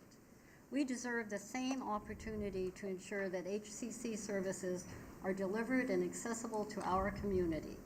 It is a false choice to present this as TAF or the status quo. Various recommendations and resources have been presented to SPS in the past that likely would have resulted in greater diversity in the program. The Washington staff would appreciate the opportunity that has been afforded other schools in the district to create a model that they believe would work. During community presentations, TAF made it fairly clear that it expects ongoing additional funding beyond the usual school allocations. With this type of support, I am confident that the staff at WMS could create a fantastic model. Instead of SPS has put WMS Washington Middle School through a series of quick and disrupting changes to the student assignment patterns and population numbers without respecting what the staff has to offer. If this contract is approved, then how does the district plan to sustain the extra funding of around $370,000 per year? Data sharing with non-SPS employees would not be necessary if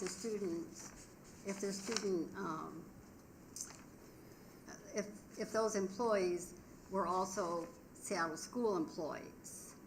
So they should be, the specialists should be Seattle school employees. Why not? Please institute more ability of the board to hold TAF accountable for deliveries and show these neighborhoods the same respect that you are showing. Thank you. Will show others.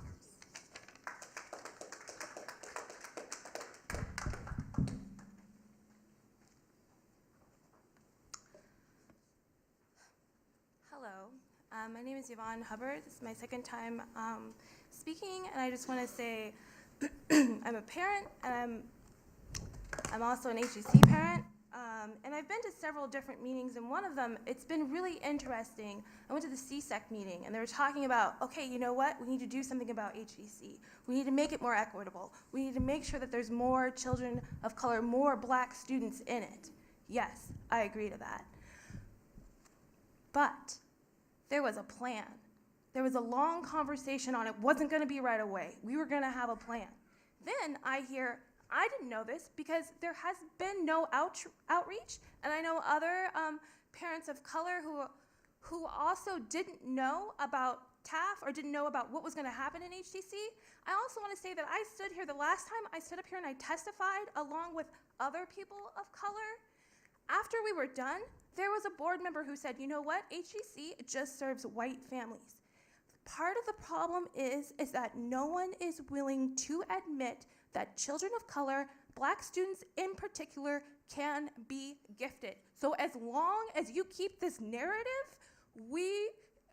our children are suffering. If you send children, you want kids to go get advanced learning in their neighborhood schools, and they don't have those courses that they need, these teachers are the teachers that aren't identifying them to begin with.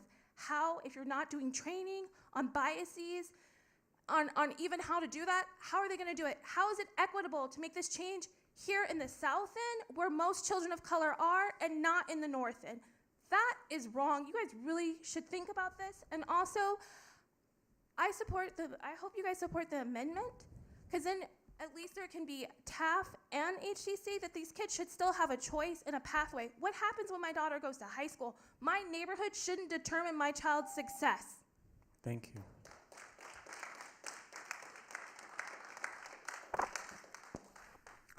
After Dr. Mary King, we will have Rita Green, followed by Sabrina Burr and Alex Zimmerman. Dr. King is not able to come tonight. Thank you. Rita? Rita Green is on an international business call and will not make it.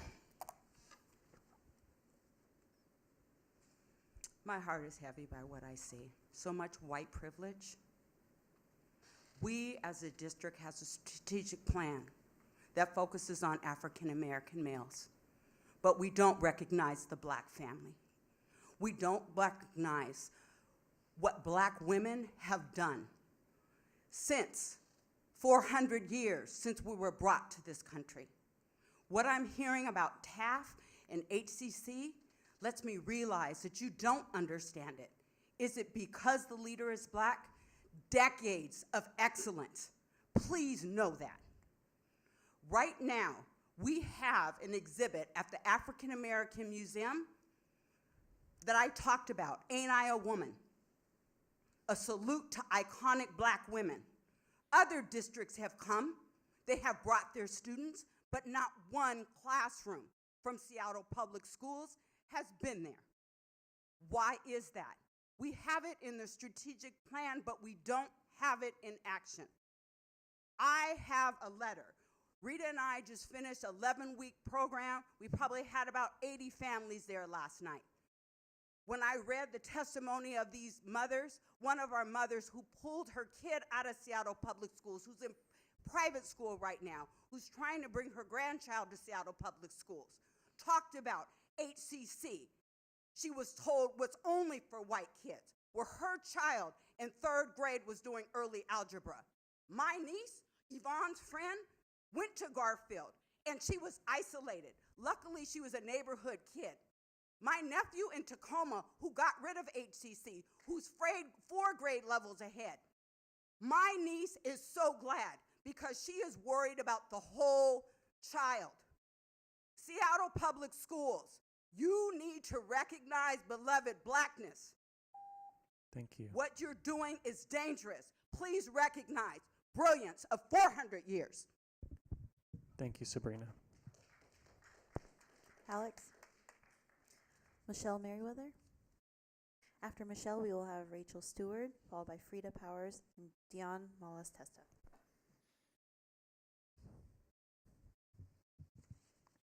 Good evening. I wrote down my remarks so I make sure I stay on point. Happy New Year to everyone, and it's an honor to be here and represent the Urban League of Metropolitan Seattle and over 5,000 families that I have the privilege of representing. Most are poor, most are Black, and all live within King County. I have to say that partnership works, and the work that TAF Academy is doing is remarkable for our students, and it has been a privilege over the last few years to partner with TAF Academy and to see their work firsthand and what it is doing for those students. And we, the Urban League, has had the privilege of working with them for several years, and for the last few years we've taken a cohort of kids to the national conference to compete on a national level against students all across the country, and this year they won first place. And that is a true testament to the work that is happening at TAF Academy and Federal Way, and we have a unique opportunity to bring that rigorous curriculum and the brilliance of Trish Malines and her faculty to Seattle Public Schools, and I pray that we take advantage of that and utilize her experience and expertise and what is working and has been proven for many, many years.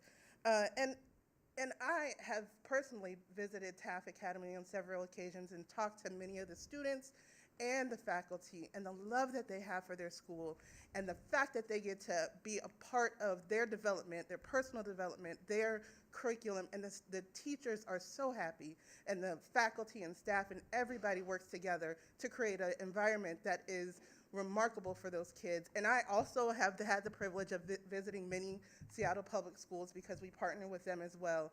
And although Seattle Public Schools are good, I must admit that many of our kids that we work with do feel left out. We work with primarily Black boys, and the difference is amazing. And I pray that you guys make the necessary action today. Thank you.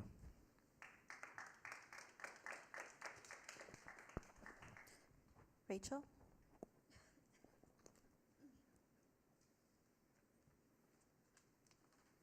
Good evening. I'm Rachel Stewart, representing Seattle Housing Authority. As a note, 10% of the students in Seattle Public Schools are supported by Seattle Housing Authority's housing subsidies, and they are found across the city.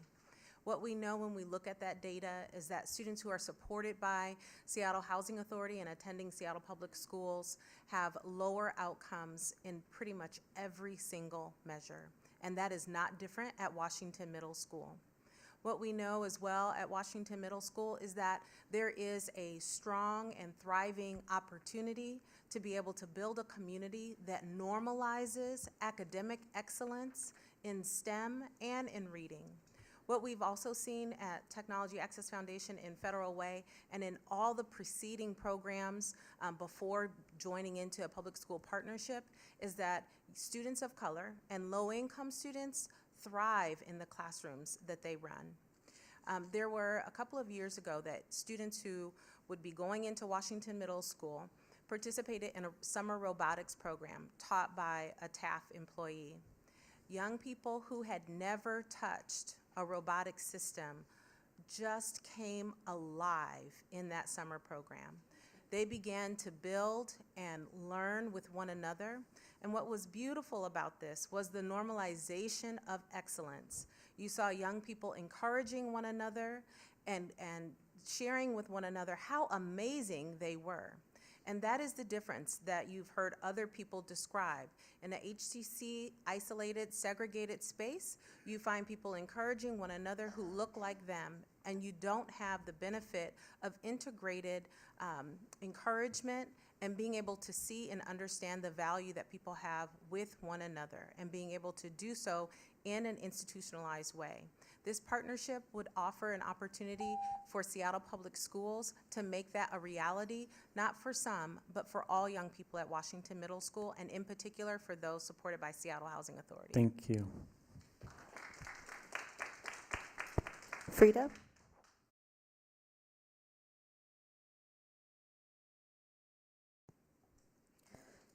Dion? And after Dion, we will have Sheila Edwards-Lang. Good evening. As you consider the joint operating agreement with Technology Access Foundation, please ensure that these questions are answered. Where is the $180,000 per grade per year over and above standard school funding coming from? If these funds are available, why are they not being given to Washington Middle School right now? There are currently classes of 40 or more kids in both programs at the school. Will Washington Middle School still qualify for levy funds if this extra money is given to them? There are other things that are funded through levy funds that aren't classroom oriented. What will happen to the 2 classes that are at Washington but will not be part of the TAF program? Will they also get the $180,000 per grade per year for the duration of their time there? How will the shrinking of class sizes for those in the TAF program impact the students who are not in the program? When TAF is a 6 to 12 program, Seattle Public Schools will be giving them over $1 million a year. What happens if state education funding shrinks? $180,000 per year, going up $180,000 per year for every grade added, would pay for a lot of instructional aids and other supports in feeder elementary schools. With more support, could we get kids to grade level before they get to middle school? And a last note, no matter what happens with HCC, kids still need to be identified so they can get their needs met. Please implement more equitable identification practices immediately. Thank you. Thank you.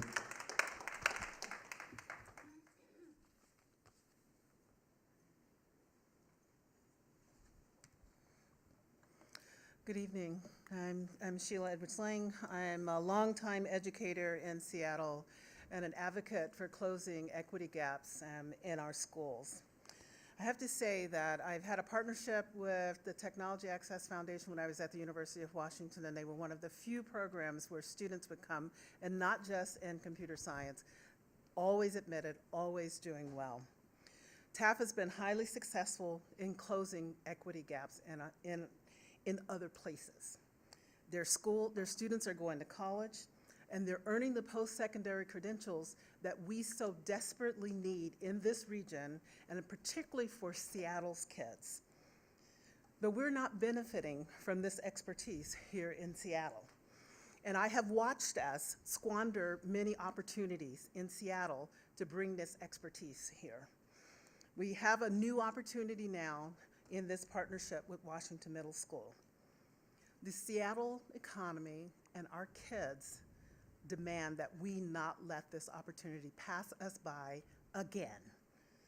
I've watched TAF grow from an idea to a program in the Rainier Valley to now a national model of excellence in educating youth of color and other kids. Other school districts around the country are routinely bringing them to the table to learn how they are having such success. It's working in Federal Way, and it is not a charter school. I would also emphasize that the HCC model is not racially equitable, and that's a whole nother story, as you all are thinking about that. We have already said in this country, separate and unequal is not fair. So I urge you to think of the greater good for all of our students, as you have said in your strategic plan, when you consider these proposals. Thank you. Thank you. This concludes the sign-up list for public testimony this evening. Thank you. And thank you to everyone for coming out tonight and being a part of our work and contributing public testimony.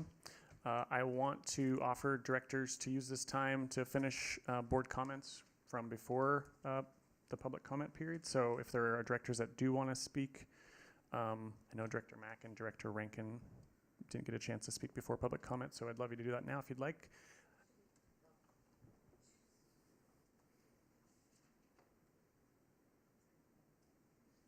Hi, Happy New Year, everybody. I am not feeling well, so I'm going to try to be as brief as possible and as coherent as possible.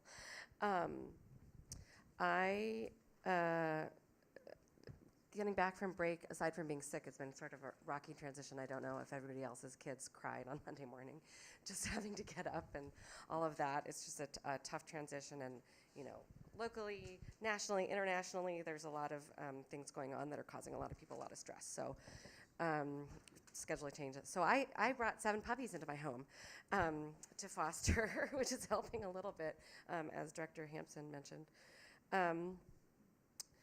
So I'm going to focus my comments, I think, on responding to the public comments. One thing I wanted to say is the student mentioned that the board or superintendent, somebody called Garfield's high school a slave ship. And I just want to be really super duper clear that it has been called that by students since the time I was a student in Seattle because of how they saw it. It's not a name that somebody up here gave it. It's what the students recognized when they saw that the advanced classes were on the upper floors were mostly white students, and the gen ed classes on the lower floors were mostly black students. That is where that name comes from. It comes from their super, super horrible, unfortunate observation that students made about their learning environment. So I just want to be super, super clear that that is a student experience reflection that goes back at least 25 years. It's not something that came from anybody up here. And it's something that the people up here and hopefully out here also are trying to fix, because we just cannot have that continue. Another thing that I want to mention is that I keep hearing people talk about HCC being taken away in the South End. Washington Middle School is not in the South End. Washington Middle School is in the Central District. There is no cohort in the South End. And whether that's Please, thank you. whether that's by design or by, I don't know, but there are multiple in the North End. There's the one in the Central District, and there is none in the South End. I just want to be super duper clear about that as well. Even though kids go there from the South End, Please refrain from Yes. speaking. Thank you. but it's not located in the South End. Yes, I do. It's not located there, okay? And that in and of itself, why are there multiple locations? I'm not even a month into being a school board director, or if you don't count the break. But there are two pathways in the North End, one in West Seattle, one in the Central District, and none in the South End. And that is not because gifted students don't exist other places. That's because that's where they've been placed. So I just want to say that.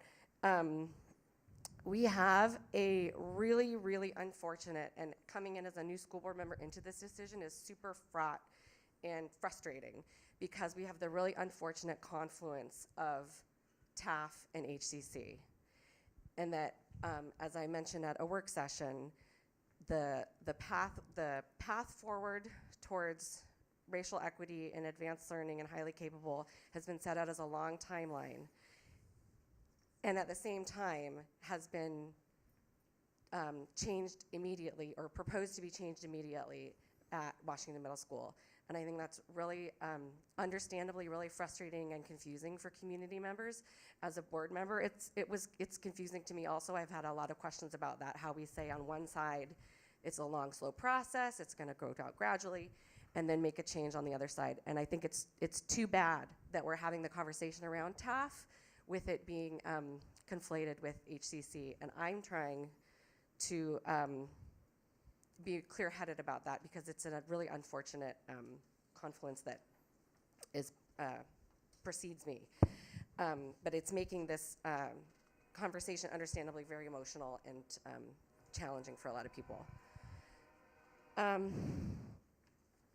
Anyway, that's mostly what I wanted to say. Sorry, I don't totally have all my faculties with me today.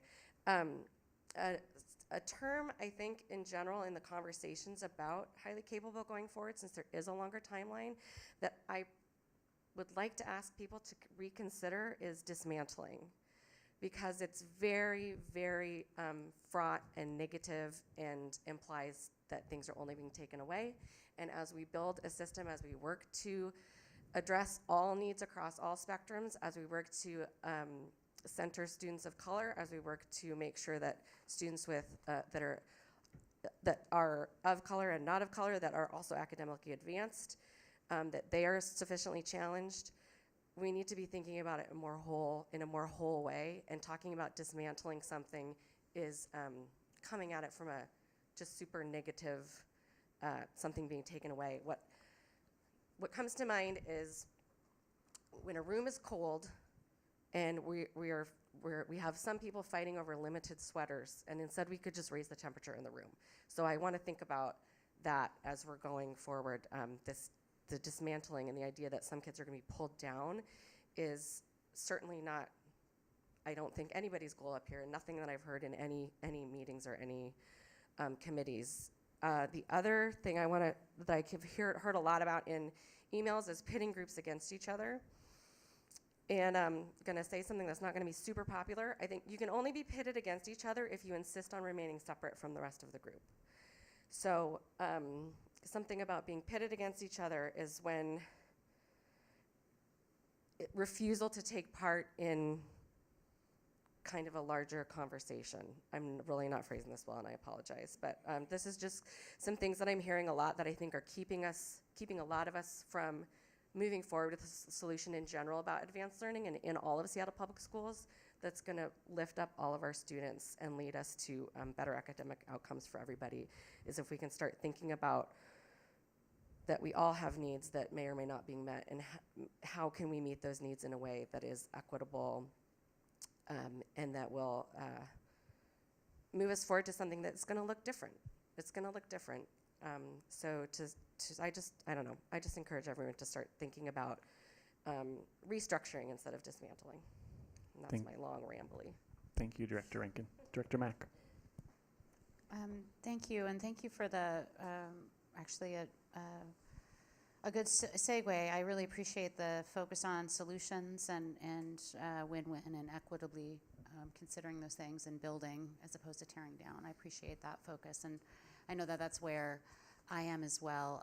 I also want to give a public appreciation for the number of folks that have come to testify here, in particular leaders in our community in various ways. So thank you for taking the time to come and speak your mind and to share your thoughts on the issues in front of us.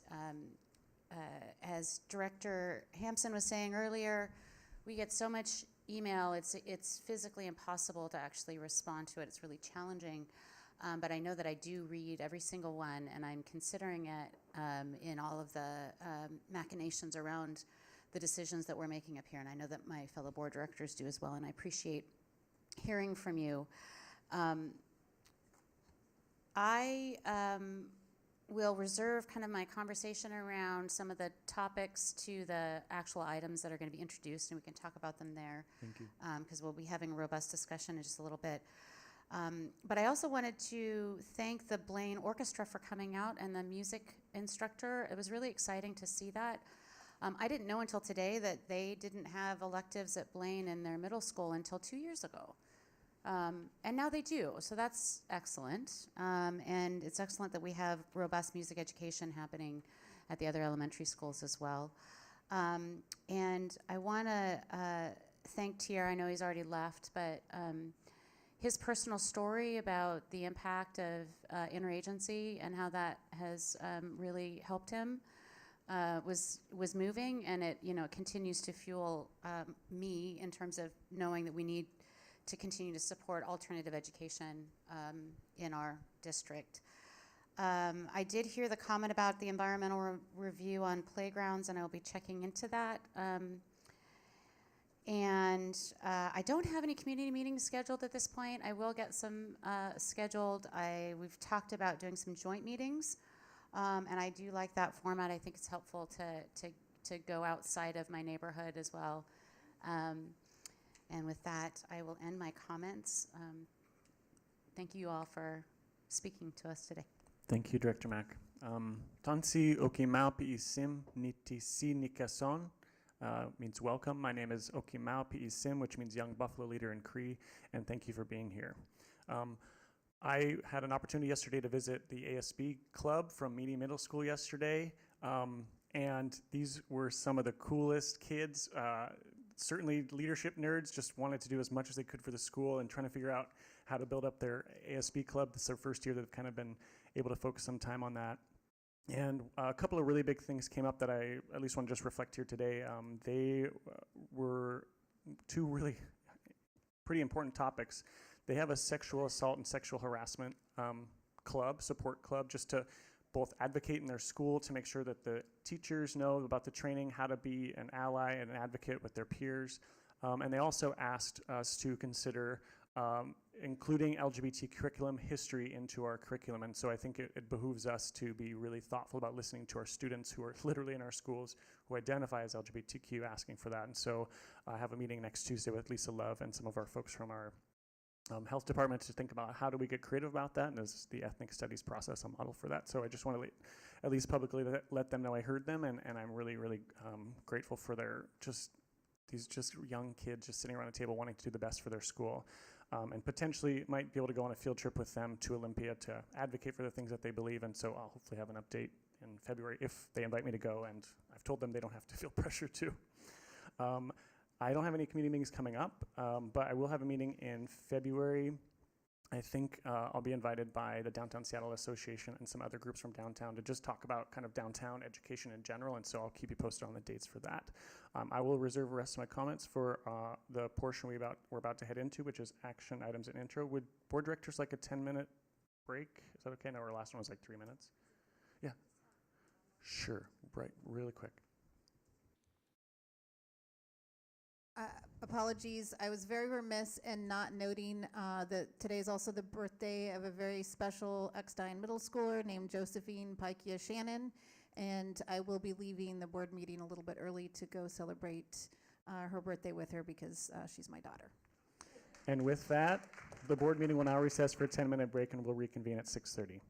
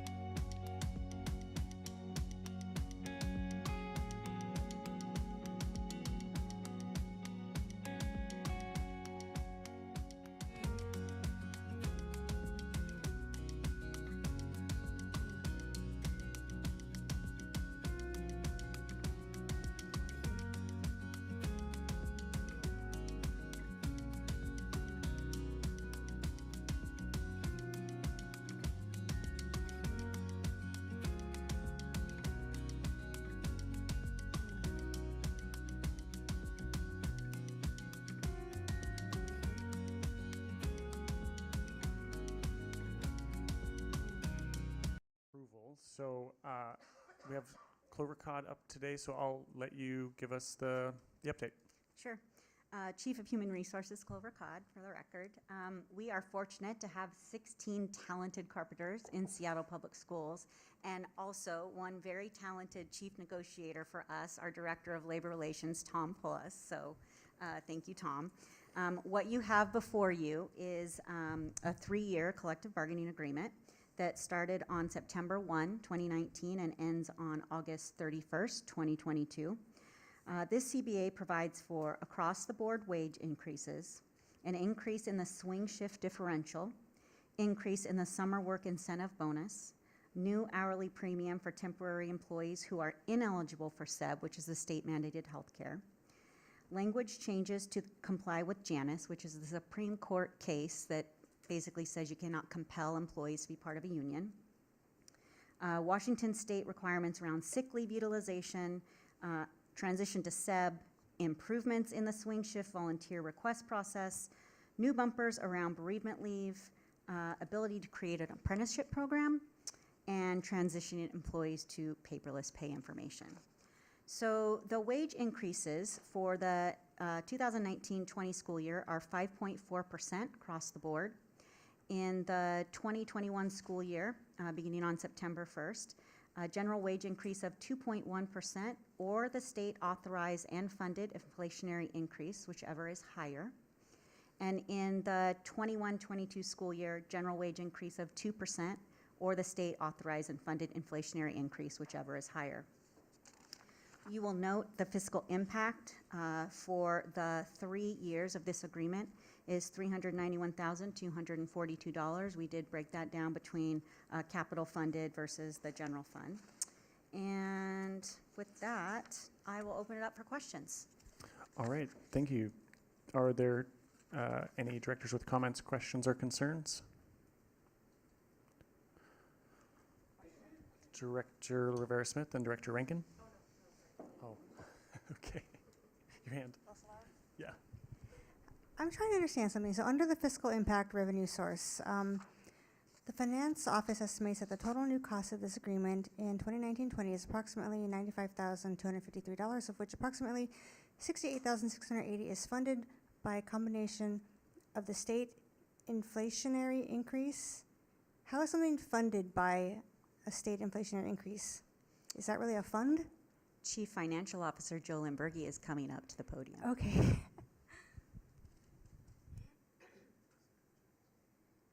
Good evening again, Jo Limburgi, Chief Financial Officer. The state funds an inflationary increase based on the implicit price deflator, and that is mandated in law. So there is an automatic inflationary increase or a raise that does occur. That is a source of money. It's a source of funding from the state legislature. Okay, that was. Any more director comments, questions, or concerns about this item? All right, seeing none, Ms. Scheck, roll call, please. Director Hersey? Aye. Director Mack? Aye. Director Rankin? Aye. Director Harris? Aye. Director Hampson? Aye. Director Rivera-Smith? Aye. Director DeWolf? Aye. This motion is passed unanimously. Thank you. Thank you. Wow, we got to our action items so quick tonight. No. Just, holy cow, it's only 6:36 p.m. All right, now I should have not said that. Okay. All right, we will now move to the introduction portion of the agenda. So we will start with intro item number 1, which is approval of a joint operating agreement, JOA, between Seattle Public Schools, SPS, and Technology Access Foundation, TAF, partial waiver of board policy number 2190 with respect to Washington Middle School, and amendment to the student assignment transition plan for 2020-2021. And the exec moved this forward on December 18th for approval. So I'll let... For consideration. Oh, I have approval on my thing here, which is what I thought too, but I'm just reading my script. So I'll invite Sherry to take us away. Thank you, Director DeWolf. Sherry Cox, Senior Advisor to Superintendent, and Happy New Year to the directors. First, I want to start by thanking the Mayor's Office, who is here today, and Seattle Colleges, as well as SHA and the Urban League, and all of the folks who came out and spoke tonight on behalf. I know this is a super passionate topic. As a parent of a Seattle Public School student, I understand our fierceness that comes out as a parent. So I appreciate everybody coming out to talk tonight. I'd also especially like to thank our TAF partners who continuously keep showing up and are, I'm so thankful for their support to our Seattle Public Schools students and to Seattle Excellence. And and Trish is here tonight should some questions come up. I'm going to walk us through a very similar format as we used during the COW, or the Committee of the Whole. And here's the agenda that I want to use with us. I first want to just start with our mission and vision. I know that what every parent and constituent of Seattle Public Schools wants is for their son or daughters and our students in Seattle to have a high-quality, world-class education that is challenging and that they leave our system college, career, and community ready. Excuse me. I full-heartedly believe that TAF at Washington Middle School can help us make this happen. Our theory of action, I ask you to recall our bold theory of action. Each of you up on that dais participated in creating this theory of action at some level, and we are all being held accountable to this theory of action and the strategic plan. This is our work, and it's what our team is committed to bringing this theory of action to life. So, to start, just a quick overview of TAF. We know, and TAF knows, that there are no silver bullets in education. The work is hard. It involves undoing hundreds of years of systemic racism, and that this is a system that is getting the exact outcomes it was intended to do. We need to change that. Our students cannot wait. So, what is TAF? TAF is a partnership.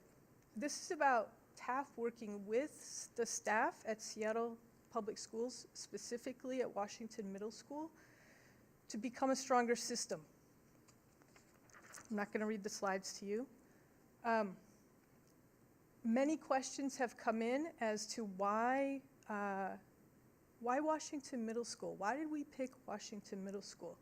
And I first just want to say that this conversation started back, if I go back to the bar here, I think we started the conversation back in March of 2019 in executive committee. So if we take a look at the student data and the staff climate data, I think you can see some noticeable differences in the TAF student response data and the Washington Middle School student response data.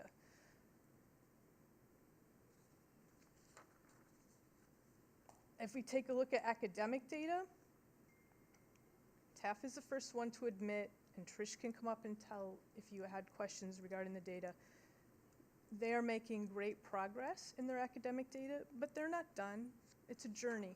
It's a marathon. It's not a sprint. When we take a look at the Washington Middle School data, this is just some enrollment data. There's been questions about the projections for the upcoming school year. They're very similar. They're still projecting around 600 students. About half of those students will be in the HC cohort, and approximately half of them will not be in the HC cohort.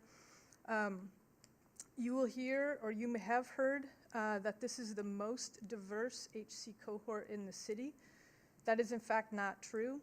Both Jane Addams Middle School and Madison Middle School have similar diverse cohorts, and I've provided you with that data. As far as academic performance data, let me be clear. When you take a look at Washington Middle School data as a whole, they're performing well. But when you really dig into the data, this top chart talks about, it's from the OSPI Washington School Improvement Framework. It looks at 3 years worth of data across the state, and then it ranks schools based on their ELA and math scores. Again, through the lens of all students, out of 10, Washington Middle School is a 7.65. But when you dig in and look at how they are serving African Americans and low-income students, they are the second worst middle school in our district when it comes to serving those two populations. Denny, Mercer, and Aki far outperform Washington Middle School in serving African Americans and low-income students according to this index. They are on a positive trajectory. And when you take a look at the bottom set of data, you can see the stark difference in academic performance of our HC students versus our non-HC students at Washington Middle School. The other thing that you will see if you follow a 6th grade cohort into 7th and 8th grade, in both groups, the academic performance on the SBA declines. There's one other piece of data that I think is important for us to consider today. When you take a look at average math and ELA scores for our HC students who are being served in the cohort versus not in the cohort across the system, there is less than a 3 percentile point difference in performance on average. Let me restate that. Students in our HC cohort versus in our non-HC cohort who are all qualified to receive highly capable services, there's very little difference in their academic performance. Question, if I might? Is that how you want to do it? Are you ready to go for questions now? I wanted to elucidate what the statement that was just made. Which HCC students are we talking about? District-wide, K through 12? I'm sorry, it's SBA, and so it's grades 3 through 8, because that's our only self-contained cohort is in grades 1 through 8, but it's the SBA test, so it's grades 3 through 8. Good question. Thank you, Director Harris. I want us to then think about that less than 3 percentile points difference and be thinking about, does this justify the segregated system that we have? We've heard tonight testimony about the psychological damage, and I just want us to keep that in mind. I'm going to jump now to engagement, and I'm going to spend a little bit of time here because there were many public testimony comments tonight about engagement, and I just want to be super clear, especially as we're talking about the educators at Washington Middle School. So we've heard over and over again that we didn't do the best at engagement that we should have. We did the best that we could at the time, but it was not good enough. And I think the place where we fell down the hardest was in working with our educators at Washington Middle School. We have been out to Washington Middle School on 3 different occasions, and on our last occasion, which was at the end of November, we, I think, had a robust and more positive conversation with that team. We heard from some of the teachers who had visited Taft Academy, and they shared some of the powerful observations that happened during that visit. But still, we know there's work to do, and you heard about it tonight, and I just want to clear something up. So we've been in consultation with SEA leadership throughout this process at different junctures throughout. SEA leaders, so leaders from the teacher and paraprofessional union, have been out to Washington Middle School since we visited at the end of November. They conducted one-on-one conversations, and they think they probably spoke to about 80% of the Washington Middle School staff in one-on-one conversations. They report back to us, they meaning the SEA leaders, that the majority of their staff support TAF. However, they're still frustrated with the district, and I'll be that district today, and have questions about how TAF will be implemented, which is great. That's exactly where they should be, because they are going to be engaged in the process of implementation with TAF should this move forward. SEA leaders have told us that they will support their members. SPS, the district, we're committed to supporting Washington Middle School teachers. We've invested a lot of time and energy. TAF has been with us through this process, We want nothing more than for TAF to launch and be successful. So we're committed to support this work. I also want to call out one other thing I think one of the directors wants us to ensure is that TAF, I believe, and Trish could speak more to this, but TAF is really about serving students of color furthest from educational justice. And we're committed to growing that student population at Washington Middle School in any way that we can. And that's why we, after meeting with some community members, took their advice and invited the Leschi and the Madrona families to our last rounds of engagement. And we want to continue to have those conversations with the families, because it would be a choice school for them, and so the families who would be interested in that, we brought out paperwork on how to go through the process of open enrollment. So we are committed to continue to try to grow the families that, one, should be going to Washington Middle School and are not for a variety of reasons, and two, invite families of color furthest from educational justice to, through the open choice process, to come to Washington should there continue to be seats available, which there are at this point. The next thing is the financial implications. There is a cost to this, and we heard a few of our commenters tonight speak about this. These dollars would come from Mitigation Fund, which is a fund that some of you from previous boards have had us hold dollars for intentionally for different reasons. But we do plan to have a mitigation fund again, and so this cost would come from that. The result is a 3-year total of a little over $1 million, and this is in addition to the staffing allocations that we give out through the weighted staffing standards.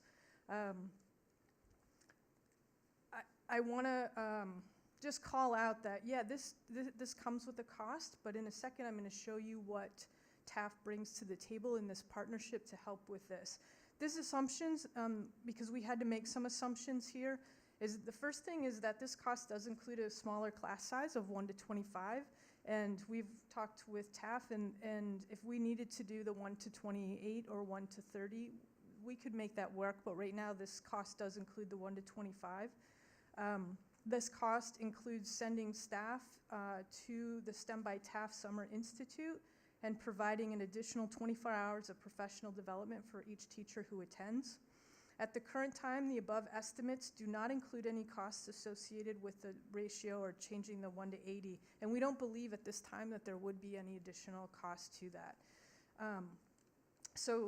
In thinking about that, so TAF comes with resources as well, and their resources come, one, in their valuable partnership and some of the trainings that they will be providing to our teachers. They will come with a director, college and career readiness program, STEM by TAF coach, student support specialists and program coordinators, student support and enrichment. And you can see the cost there is approximately $600,000 per year for the first 5 years.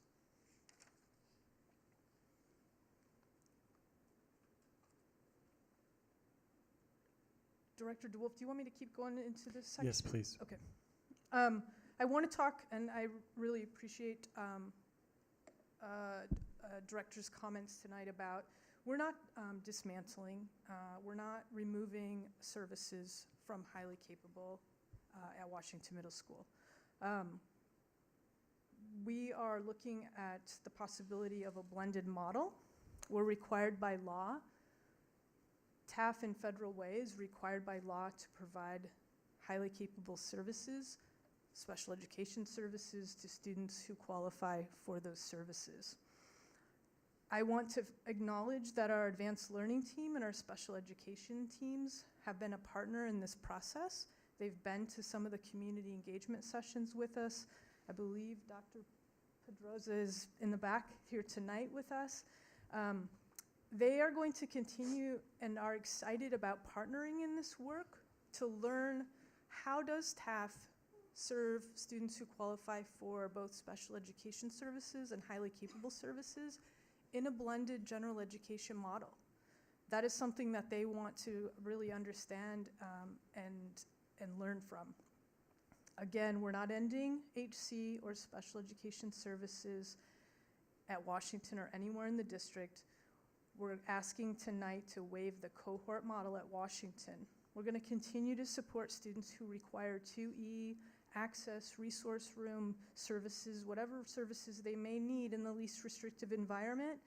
For IEP students, we'll continue to follow and monitor their IEPs and adjust the current social emotional supports that they may need so that they can remain, not just remain in the general education, but thrive in the general education classroom.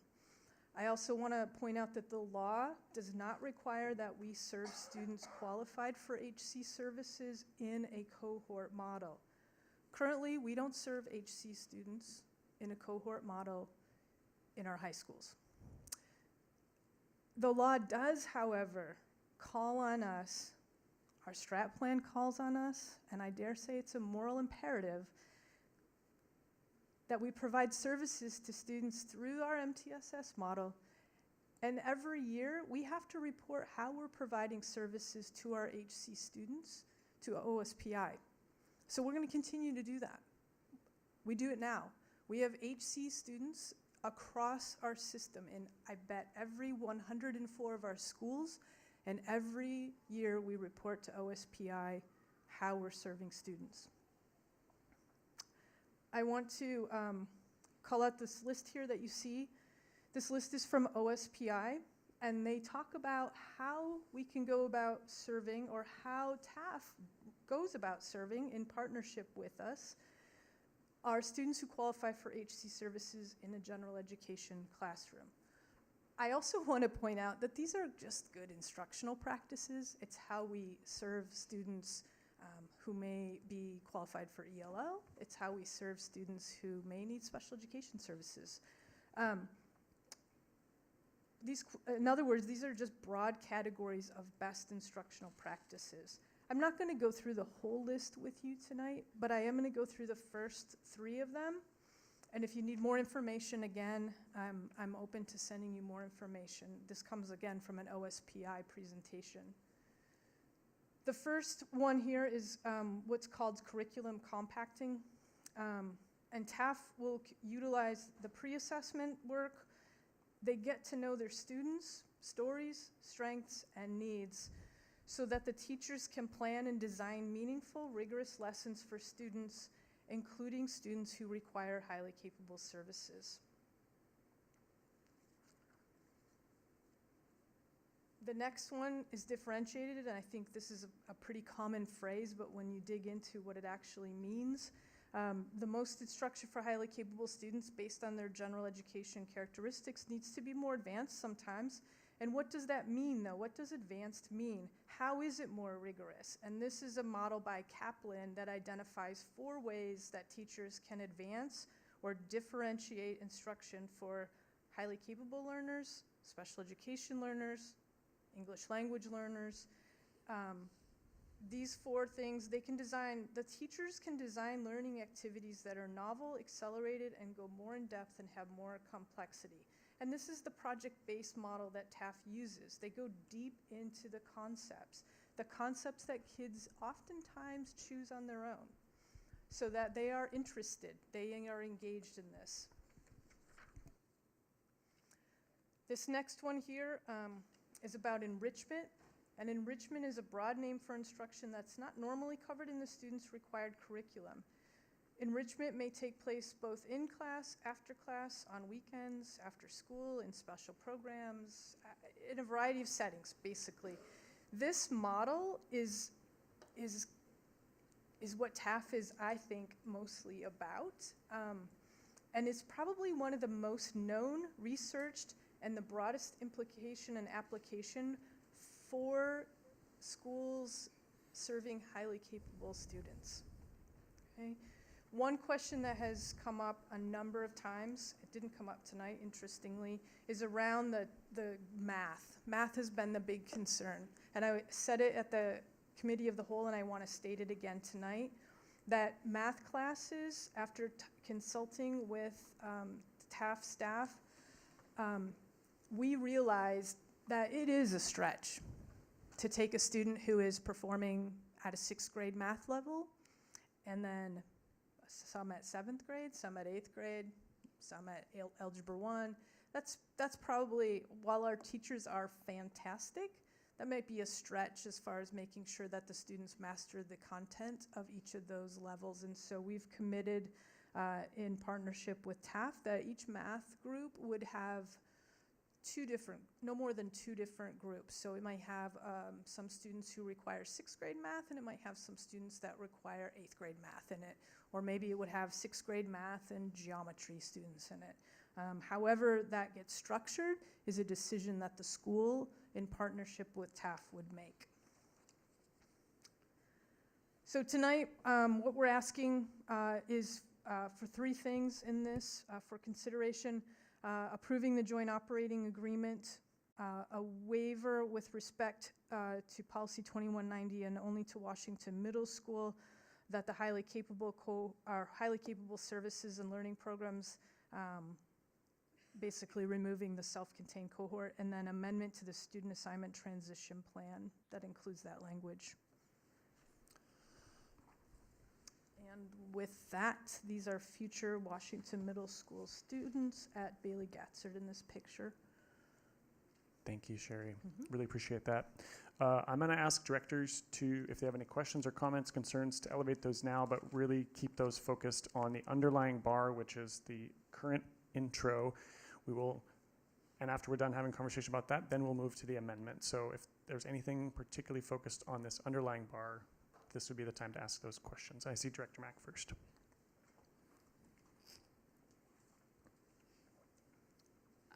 Thank you for the comprehensive presentation, as well as answering to us directly a lot of the questions that were asked during the committee of the whole. So a lot of the questions that I had previously asked have been answered, and I don't have quite as many at this point. But one that actually, I sent some of my questions in advance around capital and ownership, and I'll get into those questions in a second to try to get clarification around that. But I wanted to ask really quick, you had mentioned that outreach was done to Leschi and Madrona schools to encourage them to option into Washington, potentially. And I'm wondering whether or not they were provided or told they would be provided transportation. Because under our current option system, if you opt into a not your attendance area, you actually don't get transportation. That is correct. We did not promise transportation. It seems to me like it would be a nice thing to do for those students, because if we're trying to benefit them, they are our students furthest away from educational justice. We're wanting to bring them into TAF. The fact that they don't get transportation is going to be a barrier. I agree, and I guess we didn't go out because that would require board approval for you to approve that. Maybe a director could make an amendment. A director could always make an amendment, Director Mack. Okay, great. Well, so I just clarifying that from a perspective, I think that being able to serve our students furthest away from educational justice in the TAF model, being able to allow those students in through the choice process that are not directly in the attendance area, I think is important that we remove the barriers that exist. So I'm supportive. I think another concern that was brought up by a parent was actually, we have to be careful. We can't decimate Meany Middle School in the hopes to grow Washington Middle School. And as you know, that's always a consideration and a balancing act for our enrollment team. Which we'll talk more about, I think, under the amendment concept. But my questions around the dollars and board approval and the investments that are going to be made in Washington Middle School. The first of all is the one-to-one laptops that are being provided by the district. Are those already included in the bar that's going to be introduced tonight? They're included in the bar before you, yes. This one, or the one that is talking about technology that we're approving? This one right here. So the dollars for that are included in here. Yep. Okay, great. They're in, I think it says $50,000. Okay. I think the bar it wasn't in the technology one that we are approving. I think the one you're considering tonight is a 1-to-2 model, and this would increase a 1-to-1 at Washington. Okay, so it's additional to that one. Okay. Yes. And then there was reference in the joint operating agreement about smart panel document cameras, tables, and individual chairs and specialized labs, that those would be provided by the district. And I'm curious to know, first on, where is the expenditure for that included in our process? So we have capacity management bars coming for us to improve any kind of capacity management changes that need to be made. Is that where those are? Yes. So those, have they been built in already? Because I don't remember discussing those. According to my friends down in that department, yes, they have been built into that bar, not because Washington Middle School is special, but as just part of what's in that bar already would include this type of technology and whatnot. Okay, so we'll be talking about that bar in introduction tonight too. So, okay, so there's the tie-in is But where that I is. just want to make sure though that I'm clear that they did not specifically add anything for TAF at Washington Middle School. It's just part of the, Overall capacity management Thank you. across the It would be district. part of the overall capacity management, and it would look similar at Washington Middle School as it would at Jane Addams Middle School, for example. Okay. Okay, so then my other question is around the joint operating agreement language and the response about the SVI building and building out the infrastructure there and who leases the building. I'm not questioning whether or not this is something we should do. My questions are around how is that going to be managed from a district organizational partnership standpoint. The answer that we were given about the SVI building is that at this point it still isn't owned by the Urban League, but that it will be, and that there will be 2 floors that TAF will lease. TAF would be leasing those. And in the JOA, it says that any infrastructure investments become the district's, the ownership of the district.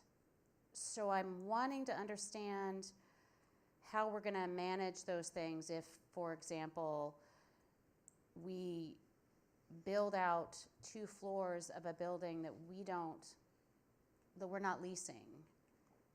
And are we going to have a partnership agreement, or how are we going to? We would not be building out those 2. My understanding, and Trish, if you have more information, is that that would be taken care of by TAF or the Urban League, and that would not be our capital projects.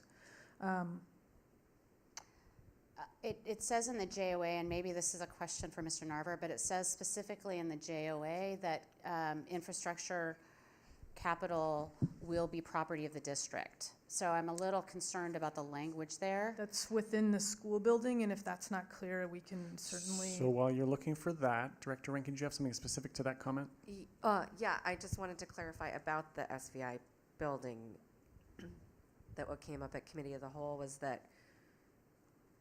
also is not contingent upon that's correct. not contingent upon this agreement. This agreement is separate from right. that Yes. building, and if the use of that building doesn't come to fruition, TAF at Washington Middle School can still be as intended.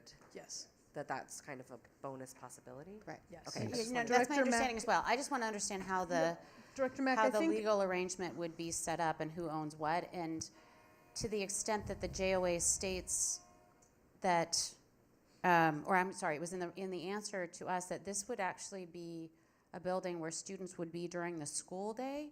I'm wondering if, I would assume that we would have a partnership sort of like agreement in terms of utilizing that site if we are not leasing it, correct? Yes, we have these types of situations happening across the district, and the one that comes to mind most quickly for me is that we utilize Seattle Fire Department's firehouse near Garfield, and we have a skills center course that's taught in that space. And so this would be a similar, I don't know the specifics of the names of the agreements, but we'll make sure we do all of the right policies and procedures to, but we have this happening throughout the district. The other thing, our Bridges students, for example, go off to work study programs, and so we have these types of arrangements in other places through the district, so we would follow those same policies and procedures. Okay, I just wanted to publicly daylight that and Yep, also nope, just make sure that appreciate we had that on our radar for the future, knowing that it's not happening today, but that's something that we need to make sure we consider. My last question is around, in the JOA, the 11.2.6.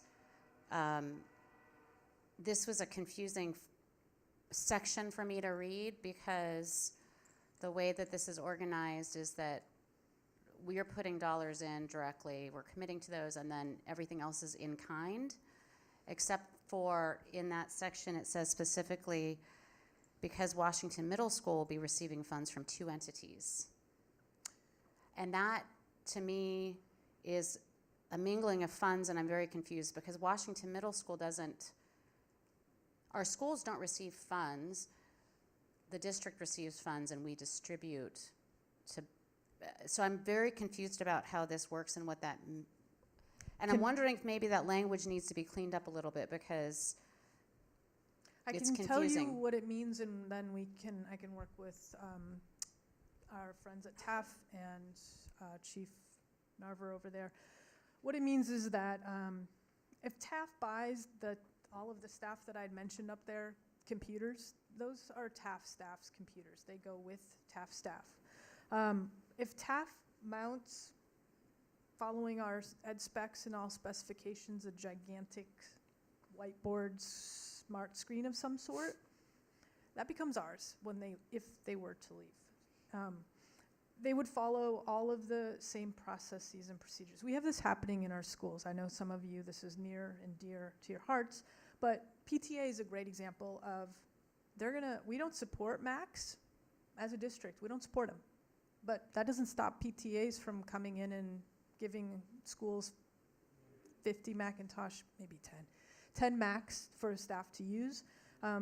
So those are in-kind donations, and we don't require the board any sort of board approval on that. But we don't support some of the stuff either that those folks. So we've got technology out in our schools that is not being supported by SPS because of the donations. Thank you. Director Rankin? Just last clarification on that is that, so this section is only referring to materials and supplies, the 11.2.6, and that the district's going to come up with a process and procedure for making sure that it's clear who owns what. And maybe that's a further question to go back to Mr. Narver in the future if we can't. We've marked it, Yes, and, yes, it sounds like I we've will got it. work, because this is a joint operating agreement, I'll have to work with the TAF team as well. So Thank you, Director Director Mack. Mack. Director Rankin, and then Director Rivera-Smith. Thank you. I have questions about that. It sort of relates to the amendment, but also just generally enrollment projections for each and people optioning in, and how if we have different scenarios or how we're planning for where students are to be going.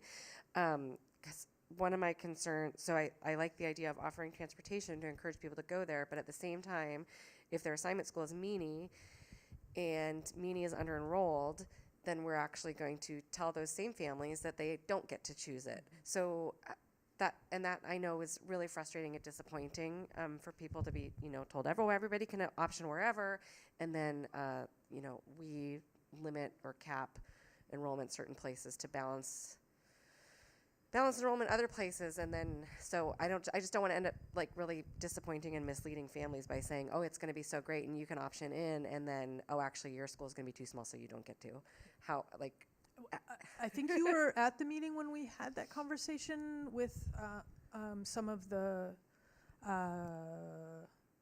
Leshai families at John Muir, because they were the ones who first brought that up about, but what if Meany, and we did say it, and we would say it again, that it is, we can't empty. Well, I guess so. I was at that meeting, but the response in the FAQ to some of our other questions that we have, to the response that will follow the option school procedures is.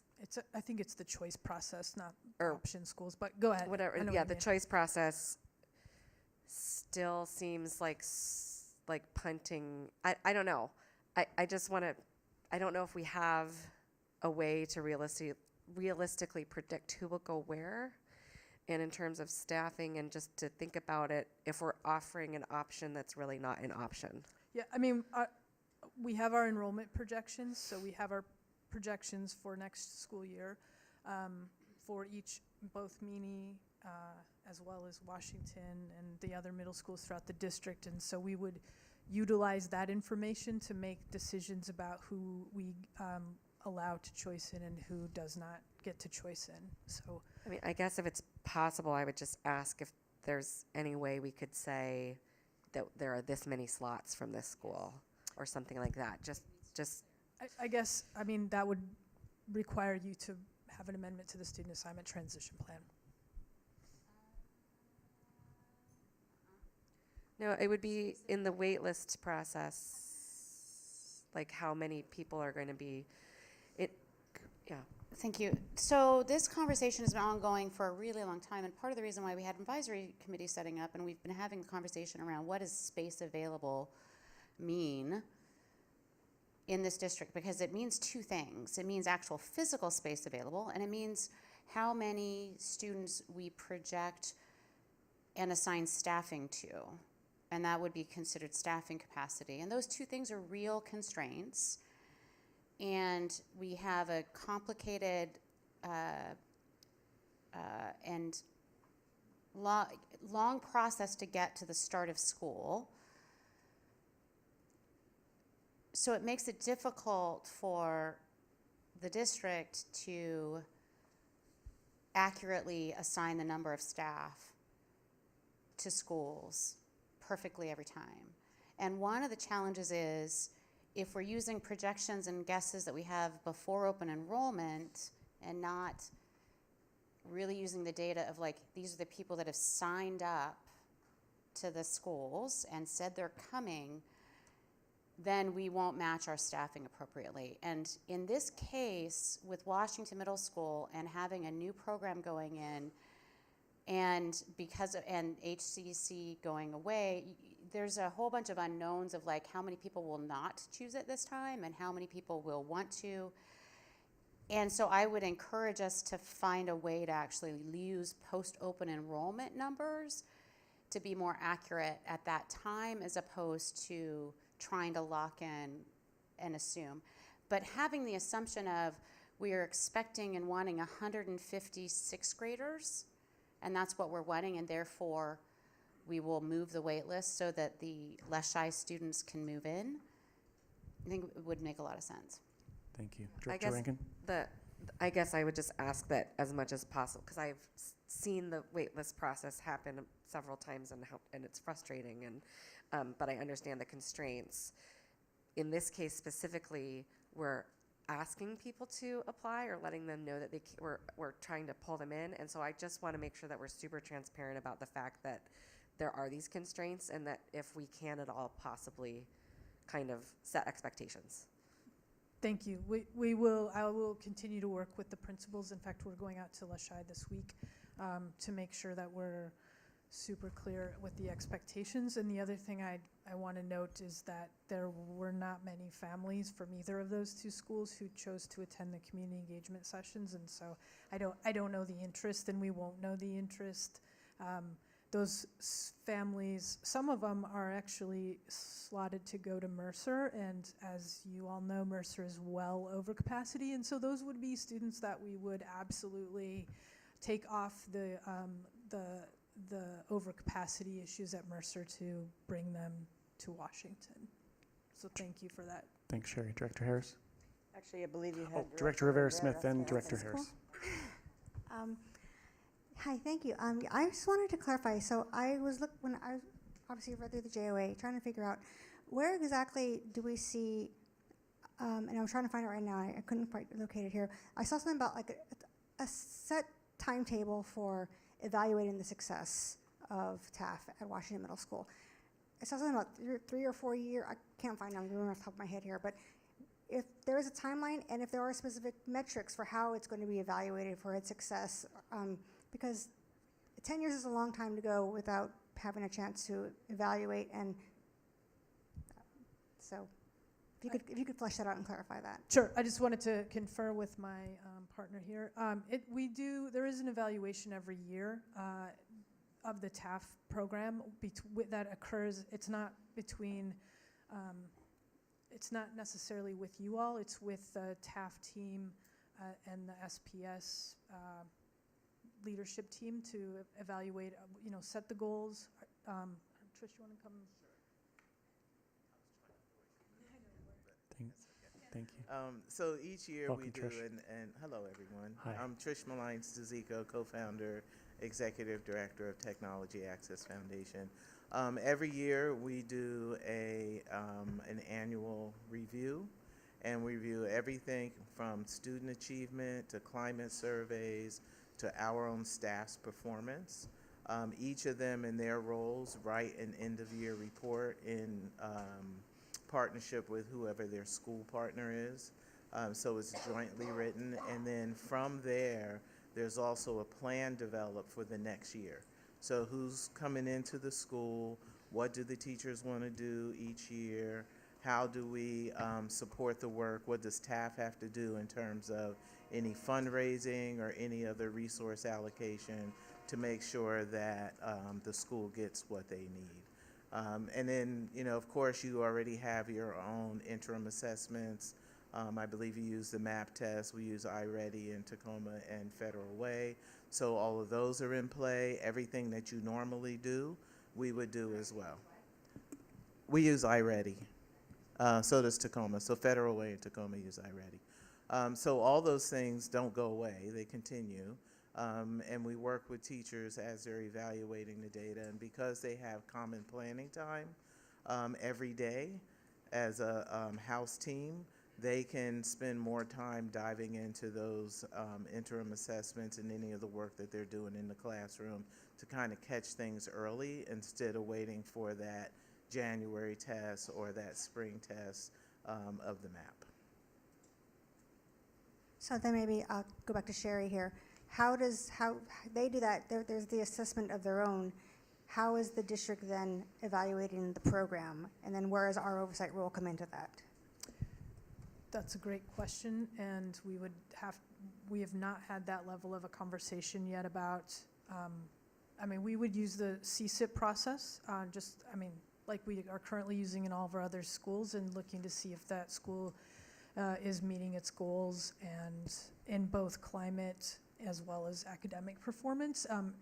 Besides the CSIP and the process that TAF uses, we have not discussed any other processes to evaluate the effectiveness. Yeah, it was definitely related to that. Yeah, so I just wanted to also mention to the fact that a lot of what TAF is providing also you cannot measure.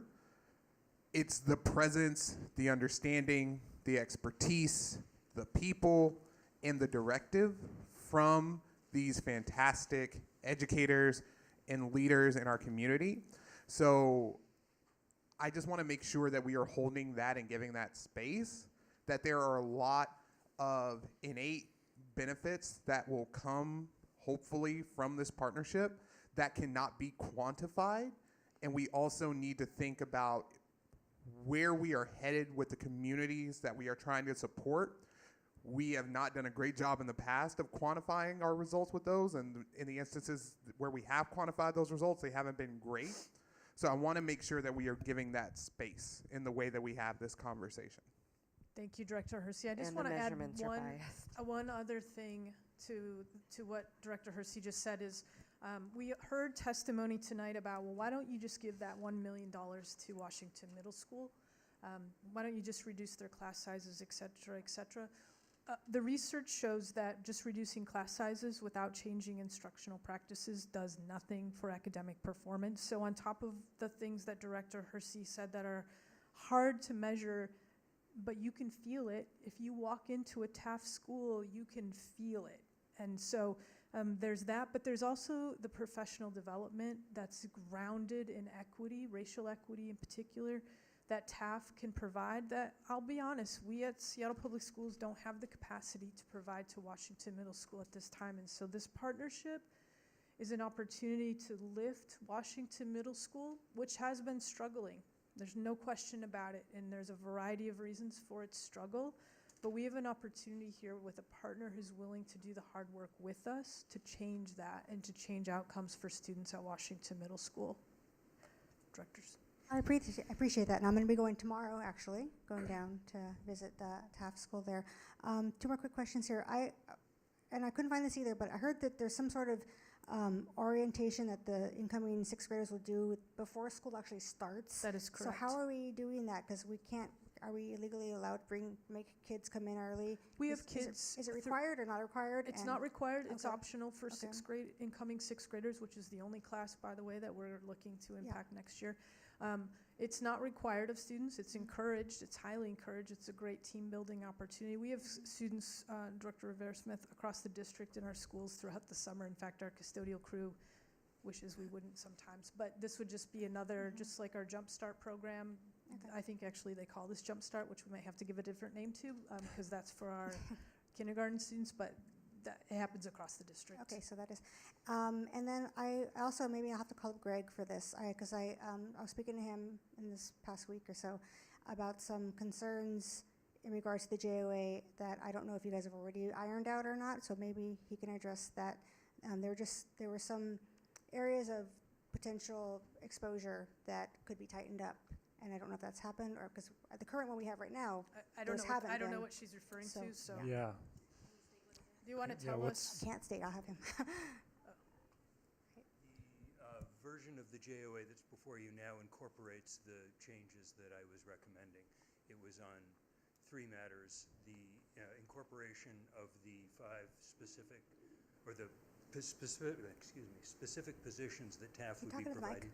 I'm sorry, that TAF would be providing. That's now in the agreement.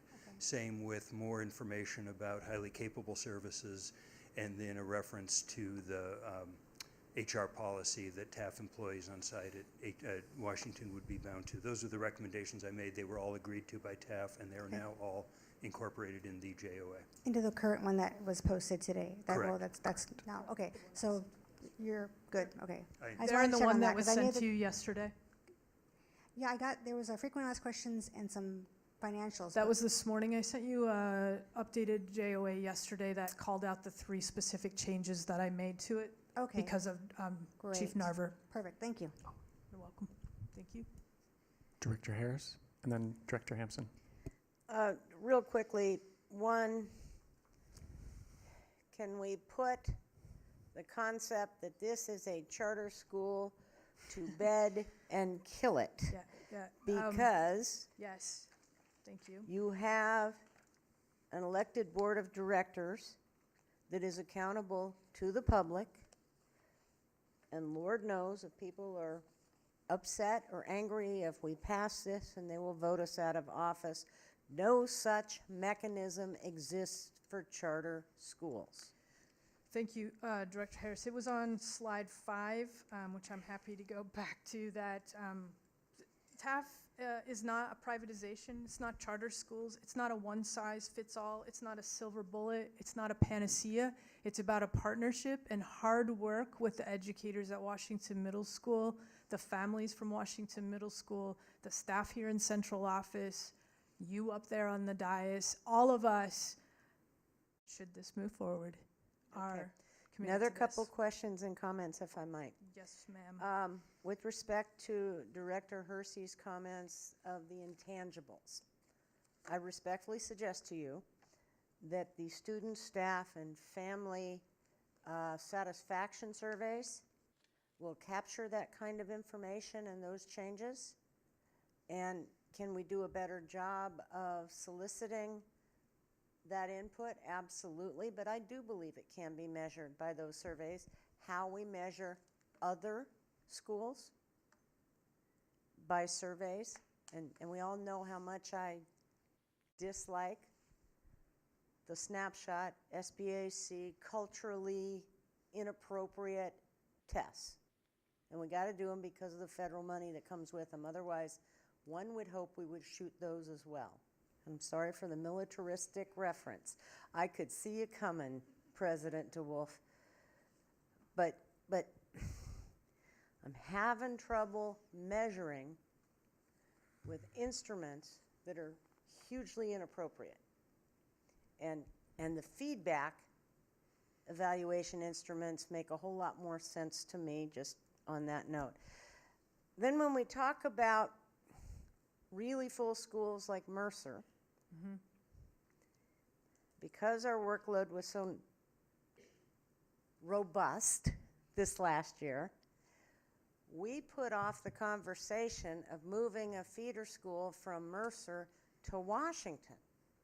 Now, why don't we change the student assignment plan and give everybody a year's notice that we're going to do it the next round? Director Harris, that's a great idea, and that is between you and your board members. Well, actually, no, and we it's would, not. And we would engage community. Respectfully, I emphatically disagree. We talked about this a long time, and it didn't happen, and this board has 2 staff members that we're killing, and we have bandwidth issues. So that's a bit of a flippant answer when we've been working really, really, really hard. I did not mean it to be flippant, all to say it's on Ashley's agenda, and like you all, she was overtaxed with things to do and boundaries to change quickly in some cases. And I know it's on the agenda as we especially look to building a new Mercer Middle School, to really figuring out which feeder schools remain at Mercer and which may move into Washington to make it a bigger, hardier middle school. And I'll pass now. Thank you. Director Harris, Director Hampson. So just to kind of, I want to say thank you to staff for working hard over holidays and whatnot to get responses to some pretty major questions, in-depth questions. Many things have been answered. A few things are still in process.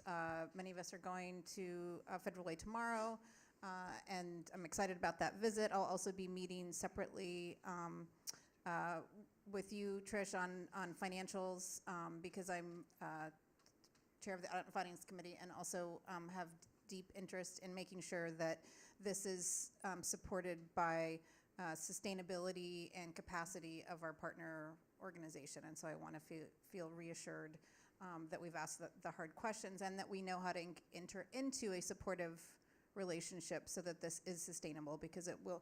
This is not the only scenario where we rely on outside funds to create a much higher quote unquote cost per student in order to actually close gaps, or however we want to talk about that. So it's not as if it's a new idea, but any time that we do enter into this, I think it's really important. I appreciated the note that we got that this is approximately a 10 to 12% increase in your budget, which gives me some reassurance, because that's, those are the kinds of capacity questions that I'm very interested in.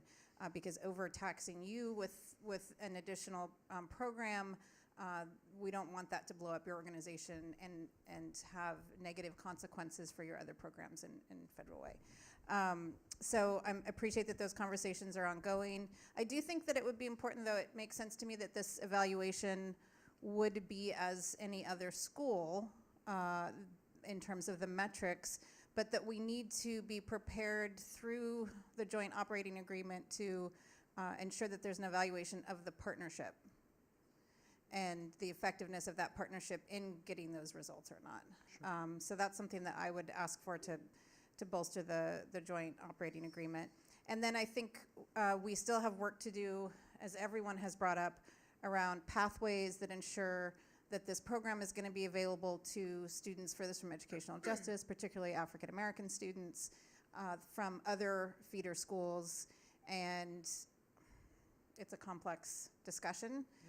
My concern, as I expressed to Superintendent Junot about it, is that if we aren't really proactive about having that conversation in the process of entering into this agreement, is that 2 years down the line, when there's a lot of different people involved and we have different board members and different staff, we're going to say, oh yeah, we meant to make sure that there was a pathway, and here, the neighborhood's gentrified even more, and we're not actually meeting the needs of the students that we had. We're not doing what we said we were going to do because we didn't deal with that pathway issue. So unfortunately, we don't have the race opportunity that we would have had if that referendum had passed with our voters.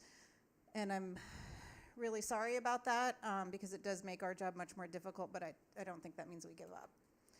We have to, it's really imperative that this program is accessible to students for this from educational injustice. And then I think my last comment would just be that the way that I view this program and all the conversations I've had and continue to have with community members, with staff from TAF, with staff from SPS, is this is about learning for our district, really important learning. It's also about reciprocity and some reconciliation and reparation and reclamation. And to Director Rankin's point about trying not to approach this from a deficit mindset, the notion of reciprocity is that we all have something to gain. It's, you know, as a Native person who spent much of her career working with tribes to help them reclaim ceded lands, one time somebody who worked in the same field in an adjacent organization said to me, well, you can't have all the land back. And it was sort of like, there's times when I have felt that way in this conversation about the sort of enormity of the thing being taken away as, you know, like, oh yeah, this tiny percentage of us that are left are gonna come take, you know, we're literally just talking about some acreage of culturally and historically significant lands that we need to survive culturally. And so there's just an imbalance in terms of this. And so I hope that as Liza said, that we will work hard to focus on that notion of reciprocity and what this brings, the opportunity that this brings for our entire community by putting our focus. And thank you so much to all these folks who've come to talk about the work of TAF. I know how much you're all given up to be here and to speak on behalf of this organization. And I think a lot of you know that I appreciate you and you taking your time, and I'll leave it at that. Thanks, Director Hampson. Thank you, Director Hampson. Other directors have any questions or comments? Director Harris. I was getting on a roll there. I figured I should take a time. No, please. I like seeing in this line of sight, so you're right there, perfect. It's very odd, but I like it a lot. Good. Instructional aides that are hired by TAF are members of SCA? They will not be members of SCA. We have read the job description put forth by TAF. I'm looking over at my chief HR, and we do not believe that we currently have a position in our system that will be doing the type of work that the TAF employees will be asked to do. And have we had transparent, robust, and thoughtful Yes. I think that's conversation with SCA about that issue? Yes. I don't want to work this hard and have it too because of. Dr. Codd had a conversation with SEA leaders.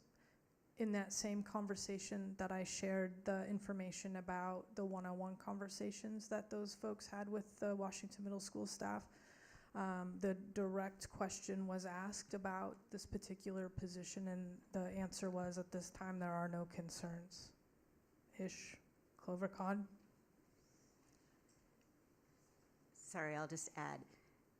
We have full-time positions all over this district that are funded by nonprofits, community-based organizations. They're working full-time in our schools. They're not represented by SEA.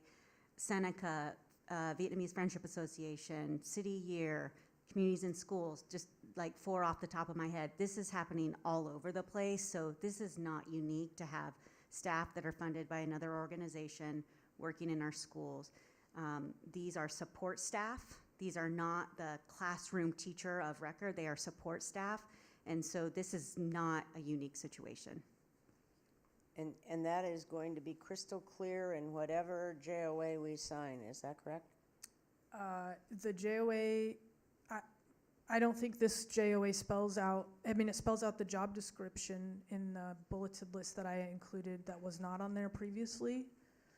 So I guess I'm not sure I understand what you're asking. We are very clear that all the teachers at Washington Middle School, certificated staff, are members of SEA, correct? That is correct. Okay, could we also make it clear that our,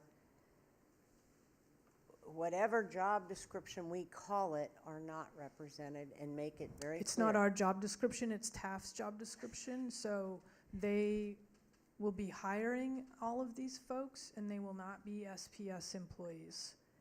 And so there should not be, and TAF will also be paying them, so there should not be any confusion that they are SPS employees because they're hired by TAF and they're paid by TAF.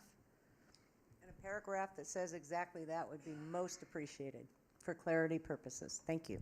Thanks, Director Harris. Director Hampson? This is probably a note for future conversation, Mr. Narver, around, I'm still struggling around the response to the questions about this being a grant, that not being a grant because there's no funds exchanging hands. But the way that I read policies 6220 and 6114 tells me something otherwise. And I know that there's this intersection, this strange intersection of the legal nature of the policy and the fact that there's actually a fiscal implication, and we don't have to solve it now, but I need to get more clear, and maybe the problem is that policy is not clear, is I think probably what it comes down to, but I need to understand how do we get that clear and how do I work with audit and finance to make sure that it is. We'll talk together and get back to you on that. I think there may be some disconnect with some definitions in the policy, and we just want to make, obviously the board needs to be clear on what it is it's approving, whether that lines up exactly with an accounting standard versus how our policy happens to be written is something we need to get on the same page about. I did want to make clear what is being provided by TAF. That's why I wanted more detail in the contract about the positions that are being funded, so the board's clear on what it's approving. Whether or not that's a, quote, grant, either within the definition of the policy or how an accountant or budget person would view it, we'll need to get that straight. But at least the contract is clear about what positions TAF is providing and the value to the district of those. Whether 6114 is implicated by that, we'll need to get some more clarity on. Right, yeah, about because there is a commitment it requires a commitment of time and resources on our behalf, and by that definition, I feel like It's clearly something the board needs to consider and Okay. approve. The information has to be there. Which of our policies exactly are implicated by it and which box ought to be checked may be something we need a little bit more clarity on. But I mostly want to make clear that the board has in the document in front of it all the information about what it is we're getting from TAF and the value of it. Okay. And I think that concern has been addressed by what's in terms of what's been added to the contract. Got it. Thank you. Okay. Thanks, Director Hampson. Any final questions, Director Mack? Yeah, to that, actually, Mr. Narver, please don't go away. Because to that question, it did remind me, and I appreciate Director Hampson bringing up that and daylighting that question. So now that it is in the JOA and it very clearly says out what the in-kind donation will be and whether or not we need to improve that in future years or not, that's another policy question that we'll have to be wrestling with. However, is there a place in the JOA, or what is our recourse if for some reason TAF doesn't provide that? They don't manage to get their funding that year, and they can't. They can no longer support that. So what happens if that, because it's a nonprofit organization. Organizations, this is based on fundraising. So I'm wondering, what sort of recourse, if something were to happen with the nonprofit and they didn't get their funding, what happens? So, one right the board has, I believe it's section 16.2 of the JOA, talks about the right of the district to terminate the contract if, one, TAF isn't able to live up to its obligations, or two, the board considers in its sole discretion that continuing with the TAF arrangement isn't in the best interest of the district. Notice has to be given to TAF. There has to be public discussion of that. The agreement has to stay in place through the end of the academic year where that decision is made, but the board does have the discretion to, as the 10-year agreement rolls out, to consider whether or not the obligations are being complied with and whether or not continuing under this arrangement is in the best interest of the district. Thank you. Any final questions, comments, or concerns? I just have a couple comments. I think it was in December, the board, or maybe it was September, December, the board participated in a board retreat, and at that board retreat, Dr. Pedrosa invited us all to participate in a process to really explore white supremacy and work culture, just the theory and the work in that. And I think at least one thing I want to elevate now is particularly white supremacy and work culture can show up in quantity over quality. And I think just to add to that conversation, particularly around our evaluation, I think it would be really, it would be smart of us to either work with Dr. Williams or Dr. Scarlett to think about ways that we could be thinking about our quality goals in our planning. Because quantity, you need 10 apples, okay, when you get 10 apples, you have to check.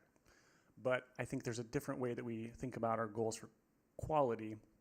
Are those apples good, right? So I think that we could work together to really create some better quality goals and metrics as opposed to quantity, because I think that really tends to not be in our favor. The other thing I wanted to make a comment on was during the public comment, a couple of times people made a point to say that teachers at Washington Middle School XYZ. And I do disagree with that. I talk to teachers, and it would be easy for me to think, listen to 10 teachers and assume that they are speaking for them all. But I want to be at least really clear from Director Rivera-Smith's and I's opportunity to speak with teachers that it wasn't a consensus among the group. It felt pretty even. Folks that supported it, folks that were frankly mad at the district and feeling distrust, which I think is certainly something we should continue to engage and heal that trust. And then some folks that weren't really sure about it and didn't like it. So I think that the monolith that those teachers are being pinned with is not true, that there were a lot of teachers that were supportive. And the last thing about money, I heard somebody, certainly in public comment too, people brought up the amount of dollars that we're going to be putting into this.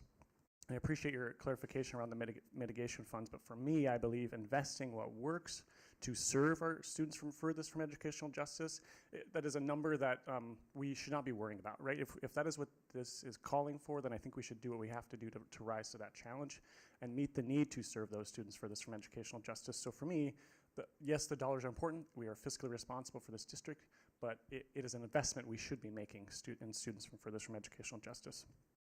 I am really excited about this bar.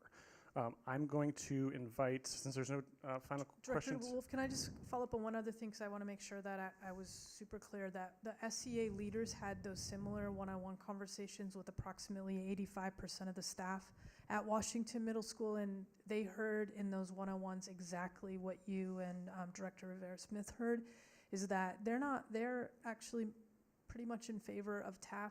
They're very hurt by the process that we went through, and we are committed to continuing to work on that. So thank you for that. Any final comments, Director Harris? Yeah, and I want to talk about this slide here, and I believe that CFO Berge will elucidate that actually this money doesn't go very far in terms of hiring staff to bring down class sizes in and of itself. So it is not a dollar for dollar exchange. This is an investment and it's a leverage, right? Is that correct? I got a thumbs up from CFO Berge. I want that on the record. That's something new and different. Thank you. Thank you, Director Harris. And I do trust the great work of Tricia and TAF, and I do imagine that if there's a challenge about funding, you will rise to that challenge. Thank you. I'm going to invite Director Rivera-Smith to read into our next portion to present Amendment 1 for our consideration. Amendment 1 to the Board Action Report, approval of a joint operating agreement between Seattle Public Schools and Technology Access Foundation, partial waiver of Board Policy Number 2190 with respect to Washington Middle School, and amendment to the Student Assignment Transition Plan for 2020-21. Thank you. Director Mack, did you want to make any comments, questions, or concerns? Oh, yeah, I would want to kind of present the amendment. You all hopefully have had a chance to read it. and thank Director Rivera-Smith for joining me in this thought process around what I hope is a attempt to have a win-win solution in a challenging situation, where, as Director Hampson just said, we haven't actually laid out like how are we going to have this be in the long term sustainable for serving the students and have our assignment match that. I have those concerns as well, and obviously the amendment is to the point of the current concern. Just to set the stage for context, the amendment is only giving the option, it's not requiring anyone, it's only giving the option to a limited number of students that already have that option, they just don't have a guaranteed option. So that is the 6th grade students that are HC identified in the pathway that is Washington, which covers 5 different middle school areas. It's the southeast, and we already have this in the student assignment plan where you can apply, just like we were talking about the other elementary schools applying to TAF. They can apply, it all depends on space available. The space that does exist is at Robert Eaglestaff, and it is in the north, which is inherently not equitable. It's far away. However, that is still the HCC cohort site, and there are 4 others, and there may be space elsewhere as well, but my understanding is that's where the primary space would exist. This amendment would not change the pathway to Washington. It would leave it. So the students that we're expecting to come, they can come or not. We got data earlier today from CONSI that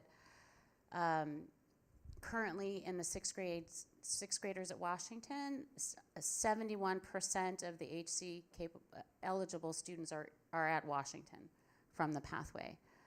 So not all students actually choose to come into the pathway in the first place, and we may have students that choose not to come and go elsewhere.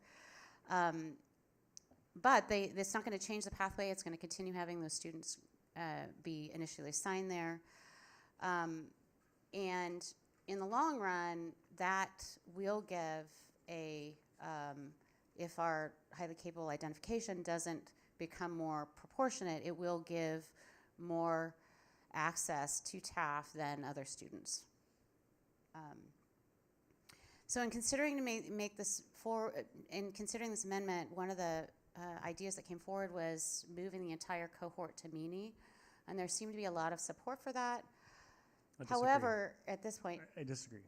All right. So it's community support and non-community support, and at this point, that's not. I'm not putting. I just wanted to clarify. I'm not putting forward that amendment because I think it would be way too disruptive, and we're not at a place where that would work for a variety of reasons.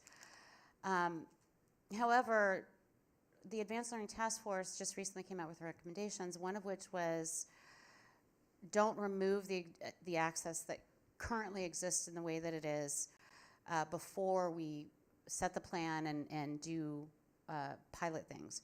And I think that this solution here actually provides both of those options because TAF will go into a blended model and it will be provided, and the pathway is not changing. The only thing that this amendment is doing is allowing those students that are in that pathway with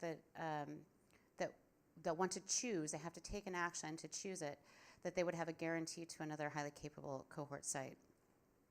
In doing so, we also don't have to waive 2190, so we don't have to actually waive just a portion of our own policy. That's the other piece that is there. And so that's kind of the underlying basis of the why on the amendment, and I am open to questions and conversation. Thank you, Director Mack. Director Rivera-Smith, do you have comments or, I would love to hear more about your, how you got to this. Yeah, no, I'm actually really excited about this, the potential this allows our families to have, because as Director Mack was saying, this still leaves them the option to go to TAF and to experience that and to experience the blended model there. But it still keeps us to our commitment we made to these families when they began this program, when they started what was then the APP and is now HCC program, to give them that continuum of services in that cohort model. And this isn't even speaking to whether or not that's our path going forward as a whole district, because that is still something that we will be discussing and looking at in conjunction with the Advanced Learning Task Force recommendations, which we have not even been presented yet, but are floating out there, which we can see, we can pull nuggets from. They are unofficial as of now, but we can see what their intents were and what they're hoping as far as don't eliminate the model now, make sure we have a piloted and trusted program that shows the potential for serving the students in the neighborhood or blended schools. And I know, and I'm speaking to the board here now, that I want us to really think about this, because it's just even in the same vein as what Director Hampson was saying about the reciprocity, that we don't have to be removed from the idea that we can work together to find kind of a common ground where we do want to have this TAF program come in, because it sounds like an amazing opportunity, and I can't wait to go down and see it tomorrow. I really appreciate all the work that's been done to bring this to our as a potential program here at our district.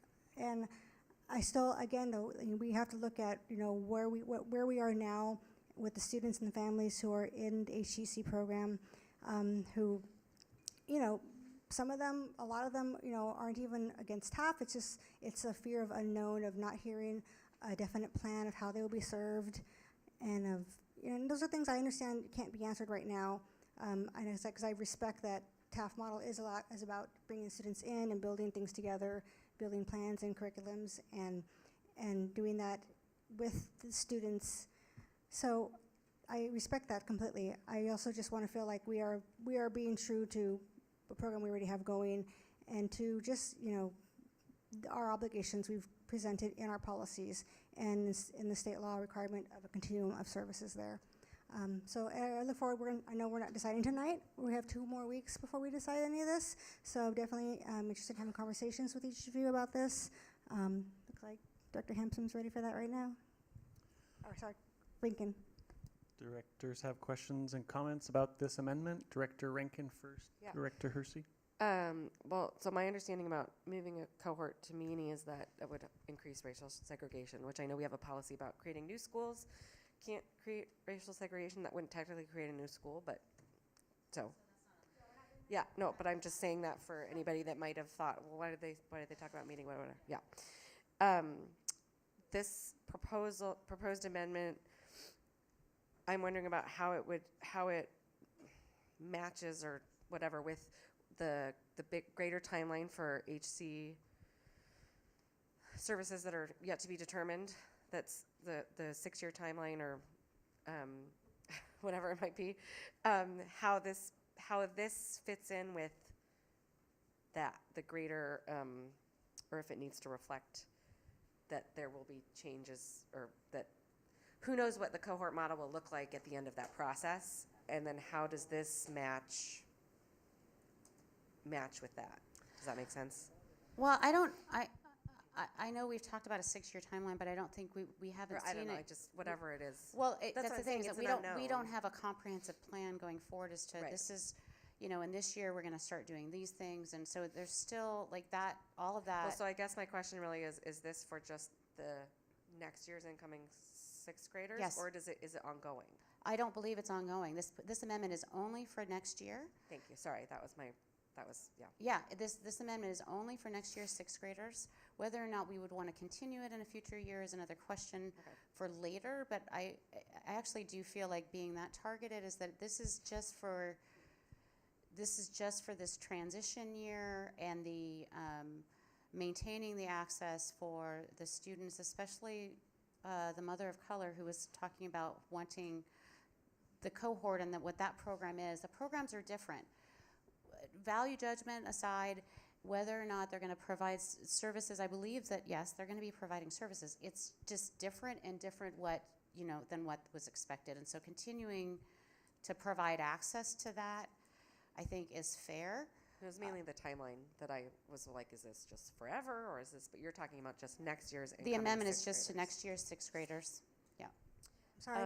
And then the other question I have is if there's capacity at Robert Eagle staff now, what does that capacity look like compared to who might option it? Is this even necessary if there's capacity?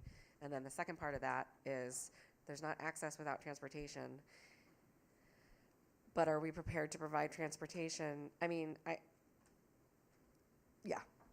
Understanding from my understanding is that Director Mack, just one moment. I just sorry. wanted to thank Director Hampson for being here, and happy birthday to your okay. Happy daughter. birthday. Thanks, Director Hampson. All right, thanks, Director Mack, for the pause there. Go ahead. Yeah, no problem. So my understanding is that transportation would be provided. That was part of what's in the fiscal impact, because this is continuing the policy 2190 with an option to the self-contained cohort, and that transportation goes along with that.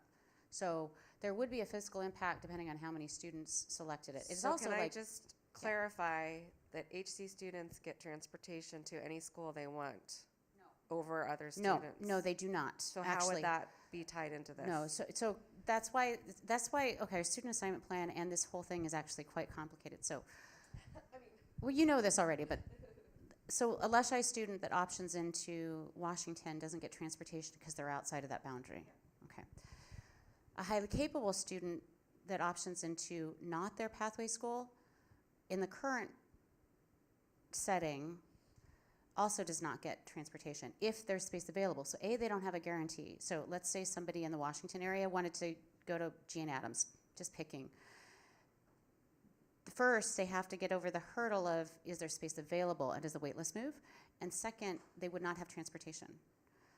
What this amendment is trying to do is saying that since there will be no cohort model in your pathway, you'll have guaranteeing a access, spot and transportation. and the transportation goes along with it, yes. No, just for the well, it would be for those sixth graders. It would continue for that, just like when we grandfather that same band in the future years. So it would be transportation over a few years, yes. But Well, just to clarify the numbers we're talking about, actually, I think it's really important to think about the number of qualified students in the pathway is only 115.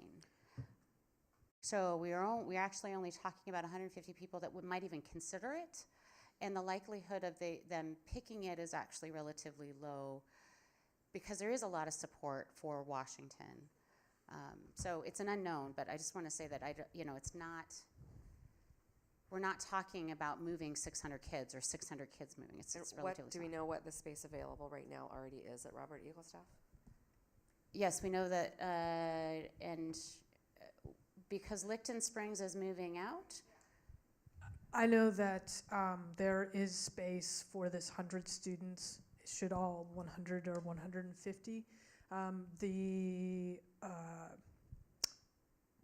5-year projections for the the attendance area students is projected over the next 5 years to decline slightly. So I just want to clarify that what we're actually talking about is transportation for primarily white students away from a school that a new model is being brought into, just so we're super duper clear, because there's space available, so they could opt into it now. The wait list on highly capable last year did not move at all. No one moved from their pathway, so that doesn't happen. That hasn't been happening. That's why the guarantee would be helpful. It hasn't happened because there is no space currently at Robert Eagle staff, so that is why the wait list, and none of our other schools that have HC, none of our other middle schools that have HC have space available in them at this time. None of them have space right now except for Washington Middle School. And so yes, Director Rankin, what you're saying is that we would be providing transportation as an option when we were just talking a second ago about not providing transportation to our Lushai and Madrona families. I guess I just want to state my discomfort with the fact that we've conflated, unfortunately, the conversation about TAF with HCC, that because of the location, it has forced a thing, and then this is saying that if you don't think it's good enough for your kid, you can leave. I'm Thank just you. sort of uncomfortable with that. Thank I'm you, just Director really Eklund. uncomfortable with what this is setting up. Thank you. Thank you. Director Hersey? Yes, I have many questions. I guess my first question is in the community engagement, because even looking at this, right, like looking at this on surface, it seems like a really good idea. We are giving the opportunity for families that we promise them something that they can continue to have that thing.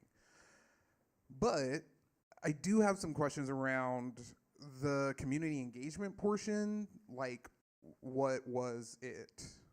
Like what, because I'm reading it here, and to me, off top, it seems much more that we're leaning really heavily on the feedback that we got at the meetings that we had for TAF from a lot of our HC families, one. But then second, also when I think about the call out to the Advanced Learning Task Force, again, thank you for all of their work. There wasn't a whole lot of representation from general education families too. So I'm just really wondering, how did you arrive at this place from the community engagement piece? And then I have more follow-up questions after that. I think listening to the testimony from Yvonne and the other families of color that I've spoken to directly has actually risen above in my mind, because I asked the question directly of, if this is happening, what do you want? Of those students, of the ones that have the intersectionality of being of color and having their children in the program and wanting to still maintain that. And their answer was wanting to still have the option. So that, in my mind, actually is part of why I feel like this has risen further. I understand there's a lot of differing perspectives from various folks, but that is part of where I feel like that voice is speaking loudly to me. Yeah, wait.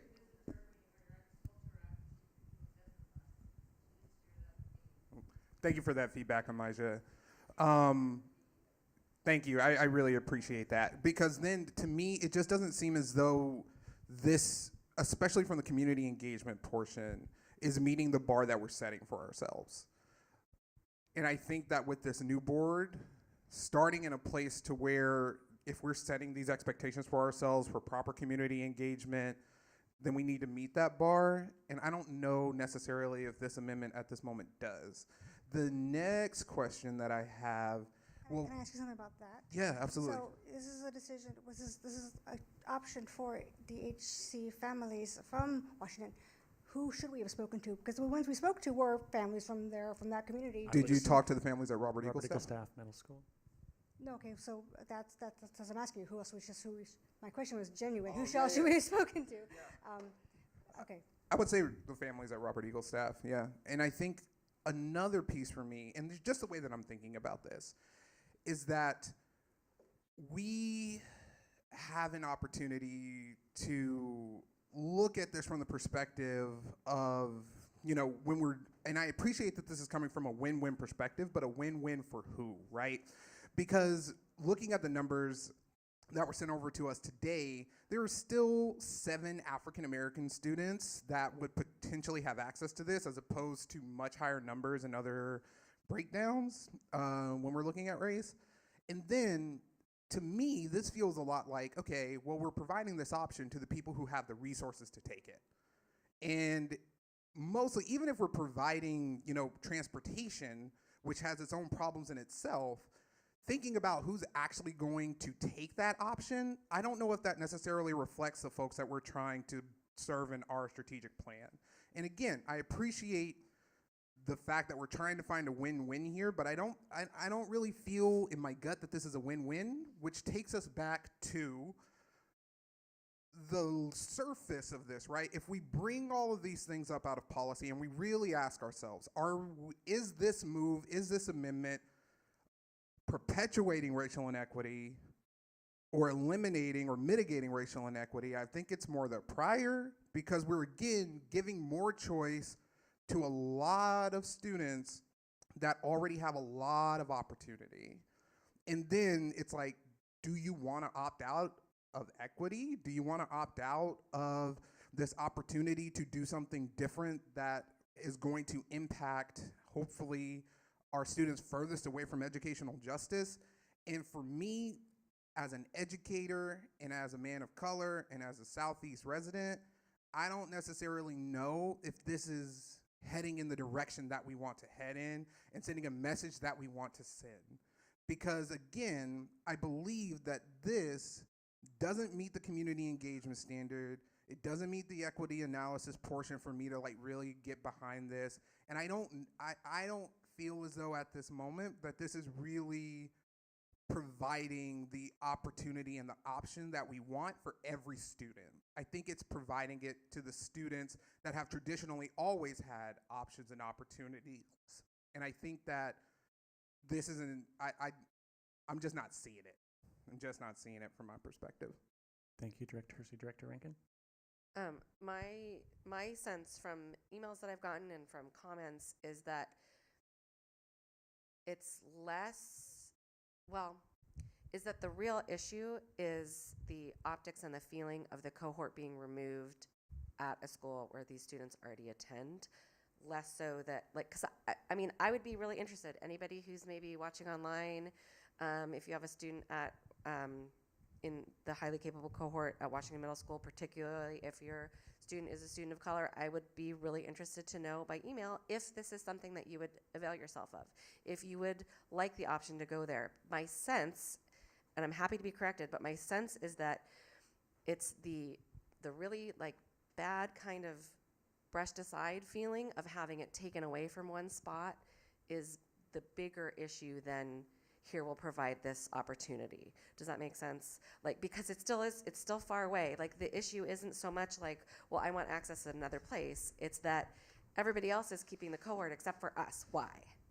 And so this kind of mitigates that, but it doesn't really address like the initial hurt, if that makes sense. No, But I would be really curious to know, like, if there I fully are, and fundamentally agree with like, that. who would be able to do it and want to do it?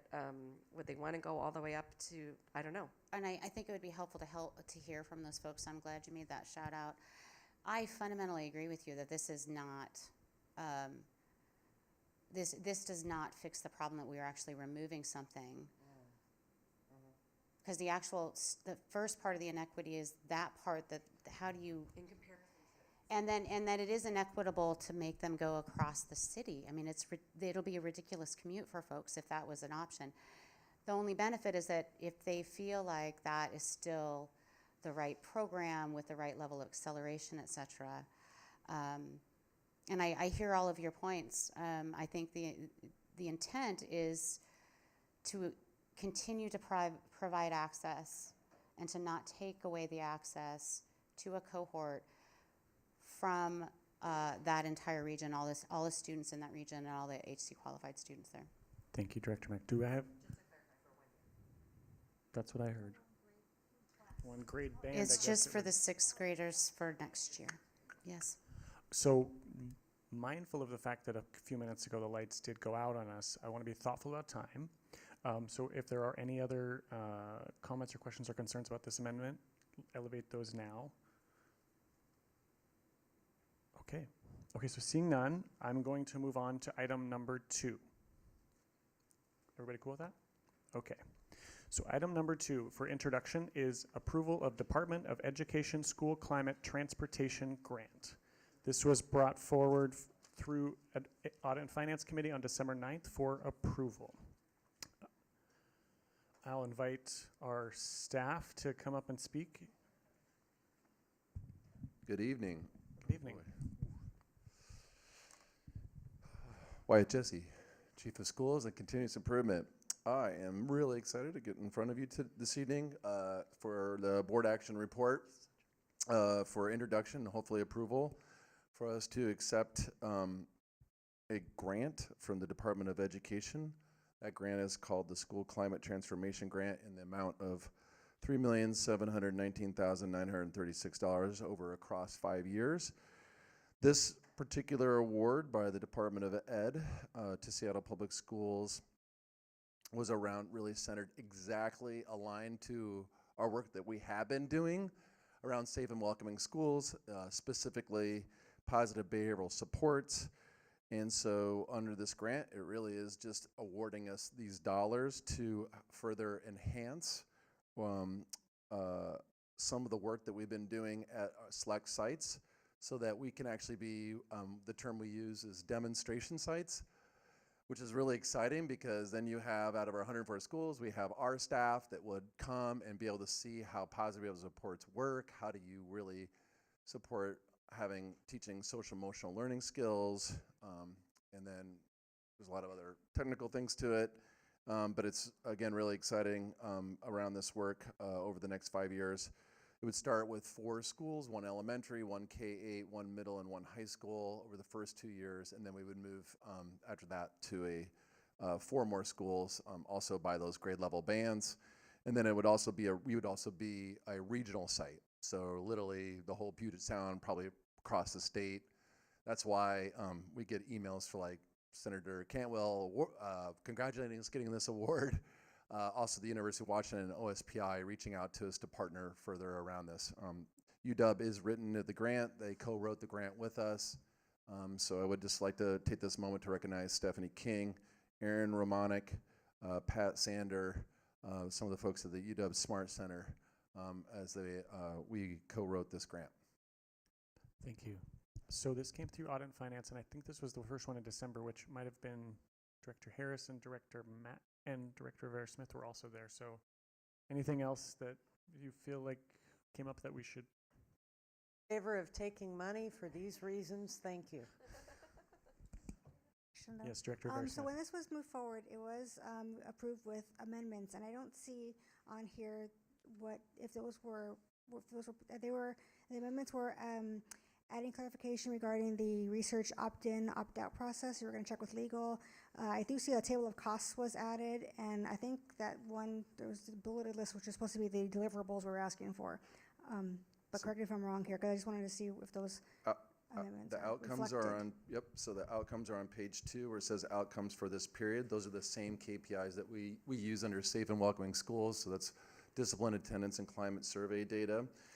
And then also we would add the adult practices that we're expecting to see around positive behavioral intervention supports. Then, like you said, Director Rivera Smith, on page 3, we did add the more detailed budget so that you did notice that. And then on page 4, if you'll allow me, the second paragraph under collaboration, this particular items, I know I added it.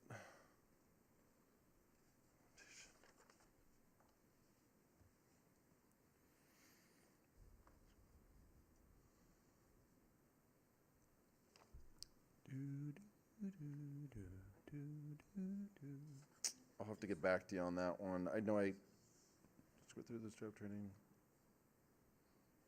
Oh, sorry. Another highlighted item, so that would be back on page 3, the second paragraph, where it does state specifically that we would be following the district's line for the work that directly connects the intervention services and surveys. The district will supply and obtain all required parent guardian notifications and consents. So we did add that, and that's legal, did provide us with that language. But again, this is really about professional development directly related to staff. It's a training module. Sorry about that.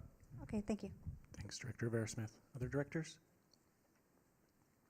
Okay, seeing none. Item number 3, approval of courses with new content as defined by Superintendent Procedure number 2026. This came through CNI on December 10th for approval. Chief DeBacker. Thank you, President DeWolf, for that introduction. This is a bar that comes before the board every year at this time, and it is a bar where we are adding or suggesting to you that we add courses to the high school course catalog. The process for how this happens is if a teacher has a desire to teach a new course that isn't currently being offered in the high school catalog, they can put in a request. That request then goes to the appropriate program manager. So if it was a science course, it would go to Mary Margaret Welch. If it's a language arts course, it goes to Kathleen Vasquez, etc. Once that is then reviewed by the program manager, and if it is determined to be an appropriate class, we have them submit their descriptions, and you've seen some of those in your packet tonight. And then if it is approved by you as a board, then it goes into the offerings of a course catalog. High school principals and counselors then look through that catalog and say, do we want to offer these courses? What do we want to offer at our specific high school? And then if students enroll, then that class is taught. So that just kind of gives you an idea of the process that it goes through. What we're bringing forward to you tonight are 8 new classes, as you've seen there. 8 is about the amount that you get each year. It varies depending on who wants to offer what, but you have 8 tonight. And those 8 consist of a career and tech ed class in virtual reality. It consists of a pre-apprenticeship class that connects with our community workforce. There's a class with Asian American literature and another class Latin American literature, and then 4 courses in visual and performing arts. So a few other things about this. When we took this to the December Curriculum and Instruction Committee, we were asked to add in the equity analysis that we asked the teachers to do, or the program manager that brought that forth, and 3 of you were at that meeting and you remember that. So that is a little bit of a different thing than what you saw at CNI. We put that into the bar that you have in front of you tonight. A couple other things I think important to remember is that we had a question that came about just today as to how this may or may not relate to ethnic studies. So I think I want to address that, at least with those 2 courses, the Latin American and the Asian American Lit classes. Keep in mind that in Seattle Public Schools, we don't have a credit for ethnic studies. So the courses... Yet, thank you. Thank you, Director Harris. So the courses that you have in front of you, they are, the 2 courses in question are courses that, under our current system, would qualify for language arts credits. We are in the process with ethnic studies in trying to do some cross-crediting work. So once a course is in the course catalog, for example, we have an African American literature class already in our course catalog. We have a Native American literature class already in our course catalog. Once they're in the course catalog, then we can do a cross-crediting where it will allow us to give credit for a course that has an ethnic studies genre, or you've heard us talk about the ethnic studies framework, and then we could give credit in different areas.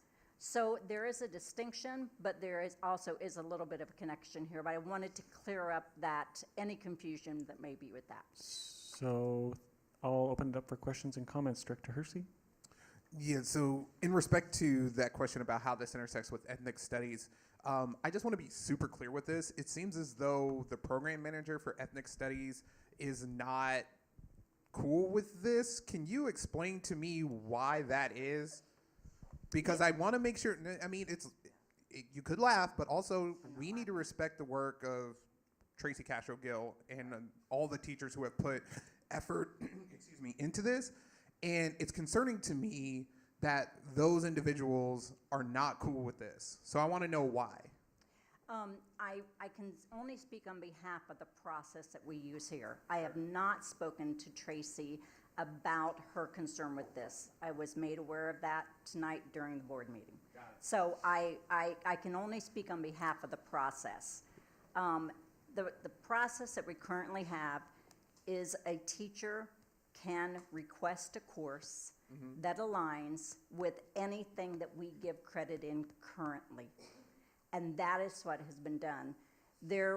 There is nothing in these course descriptions that say that this is all about ethnic studies. Ethnic Studies Advisory Group has not reviewed these courses, and quite honestly, the only people who approve a new course coming through are the 7 board members. Sure. And I think where I'm coming from is that with how potentially contentious this ethnic studies adoption has already been, we've already gotten feedback from our community meetings. There's a lot of misinformation about what is and isn't. We need to be completely clear in our own house before we put anything forward. So I hope before we are asked to act on this, that there is a conversation with Tracy Castro Gill about this so that we can be all on the same page. Because I want to make sure that moving forward that we are not necessarily in lockstep, but at least walking in the same direction with this. Thank you, Director. Chief DeBacker, to be clear, the conversation tonight about item number 3 is specifically about these 6 courses. 8. Excuse me, 8. The conversation we're thinking about with Director Hersey is in addition to, which is not captured here in this bar, but it is something I think, just so I'm clear, this is just for the 8, this is not for the cross-crediting. Correct. You're just giving us kind of I was trying additional to- information to give context. Yes, Okay. I was trying to connect some dots that Yes. have been made apparent just today.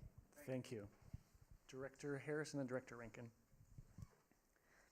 Okay, I share Director Hersey's concerns, and you and I have had some pretty thoughtful conversations about this as well. I guess my concern is that we haven't availed ourselves to members of the advisory committee. A system can't be just one person. And we have to be more robust than that. And I'm not sure I understand why we haven't availed ourselves to the advisory committee in this good work, especially while folks are out on leave. Because this is a high priority of this board. It's been a high priority of this board, and it's been high-centered several times. And I'm very frustrated, and obviously I'm not very patient. I will own that. But why can't we do a better job of using the advisory committee and developing a better system so that money doesn't disappear from last March to now, da-da-da-da-da-da. We've been having the same kind of conversations now for too long. And I'm concerned and I'm distressed by it. And I'm concerned and distressed when we have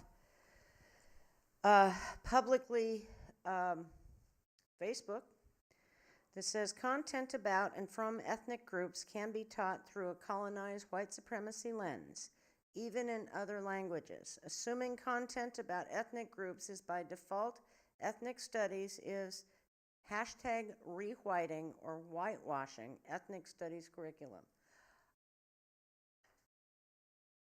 I am a privileged white woman. I don't claim to understand a lot of this continuum. I'm working really hard at learning it because it matters to our 53,000 students. But this is problematic to me. And I'm concerned and distressed. Thank you, Director Harris. Director Rankin.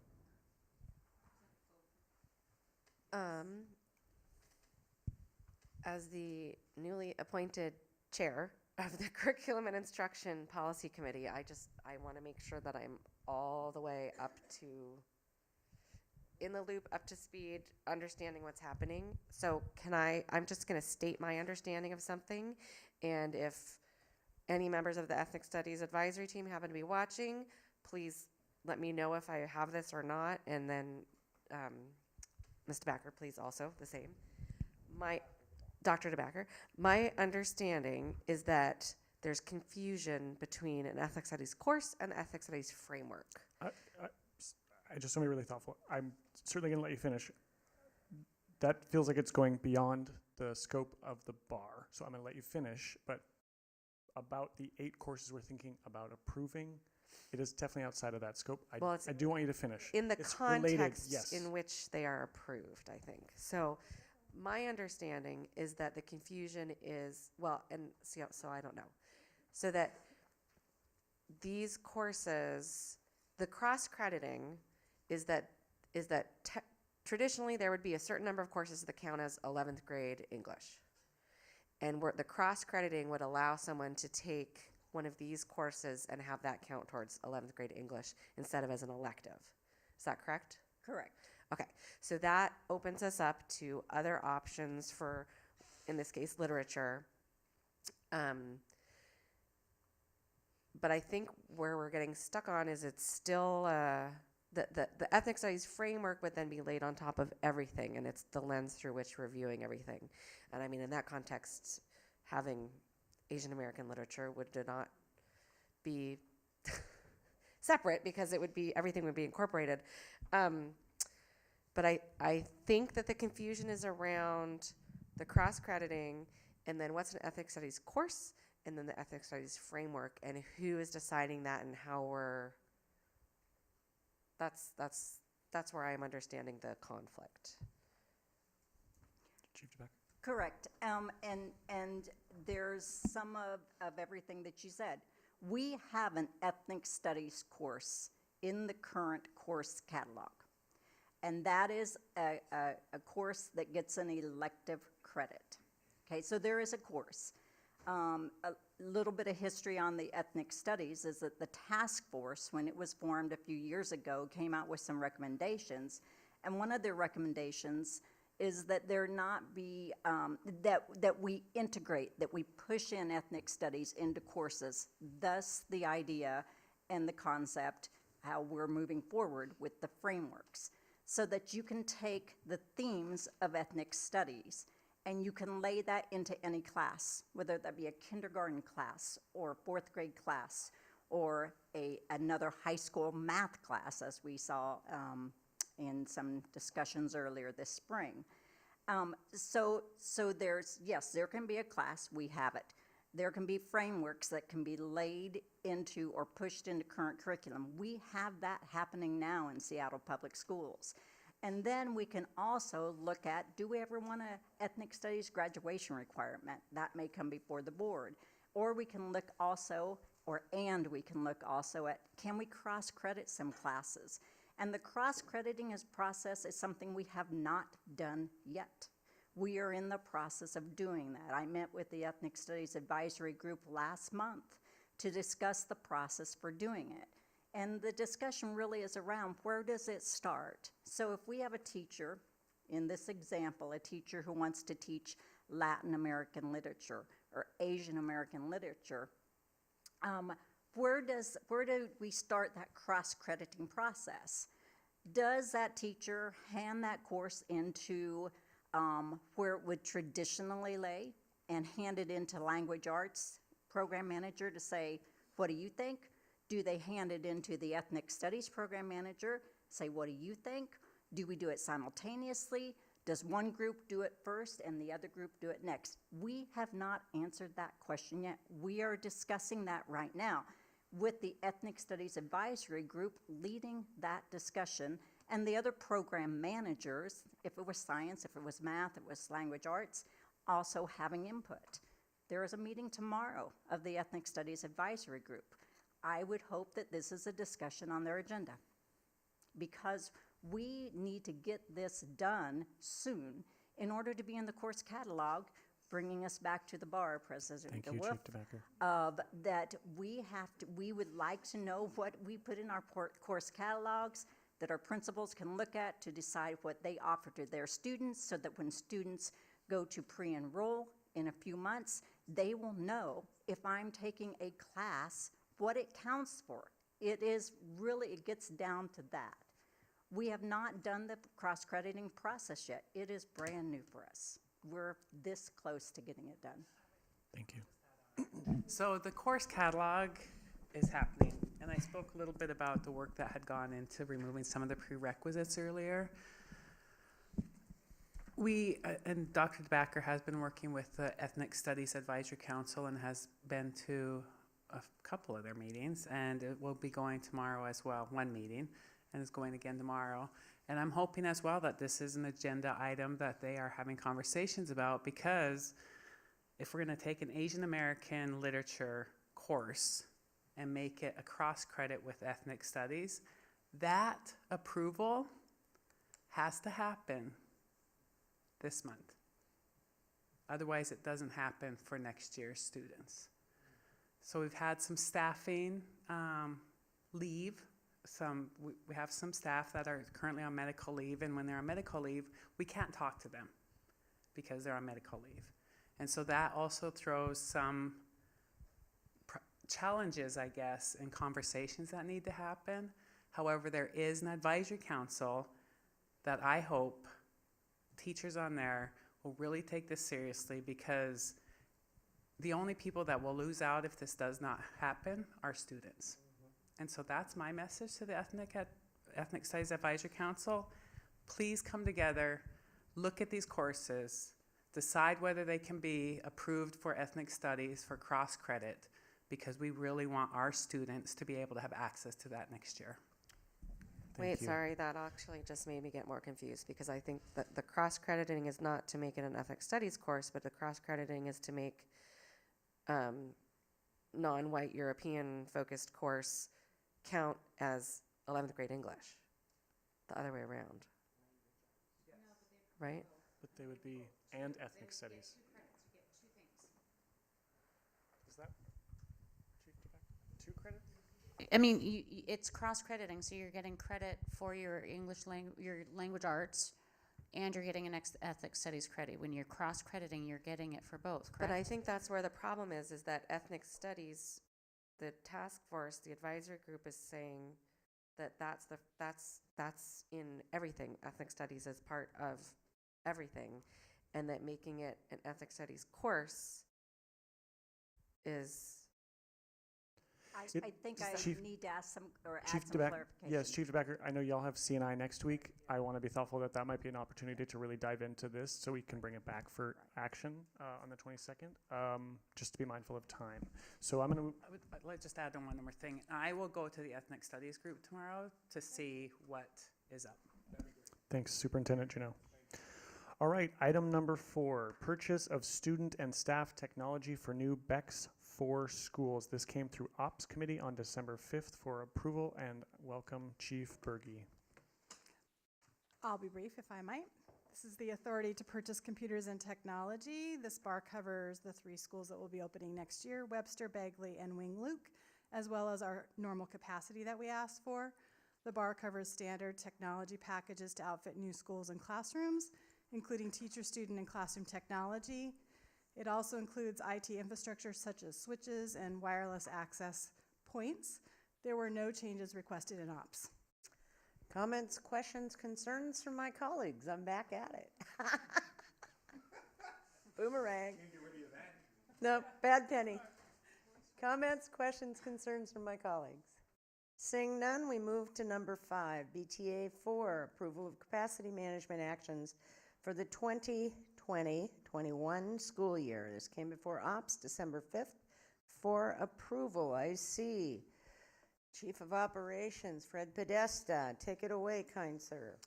The information in this bar is required by Policy H13, an annual capacity management report.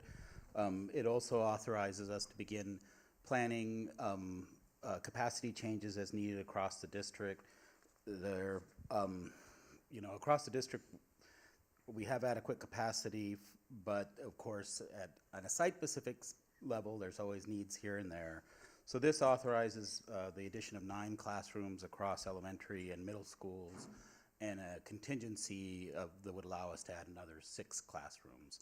On an annual basis, things change a lot from the time this report is brought to the board and the contracts are finally let. This is not awarding those contracts. We would be back when we actually decided this is what we're going to do and we need to place portables, but this kind of authorizes the overall plan at a pretty high level. Comments, questions, concerns from my colleagues? We're working on number 5 now, President DeWolf. Thanks, President Director Harris.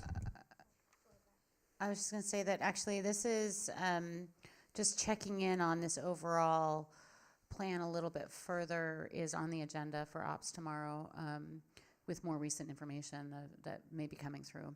Sure. But we did move it forward for approval as it was, because it is a high-level plan, knowing that things can change depending on what the needs in the buildings are. Any other comments, concerns? It was, Director Smith? remember, it was moved for approval as amended, so where were the amendments in this one?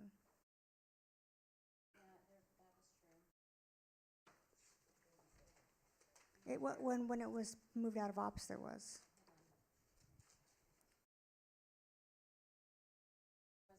Was there? I actually don't recall that. Yeah, well, that's what we had spoken, and that's why my notes don't actually say what the amendments were, but.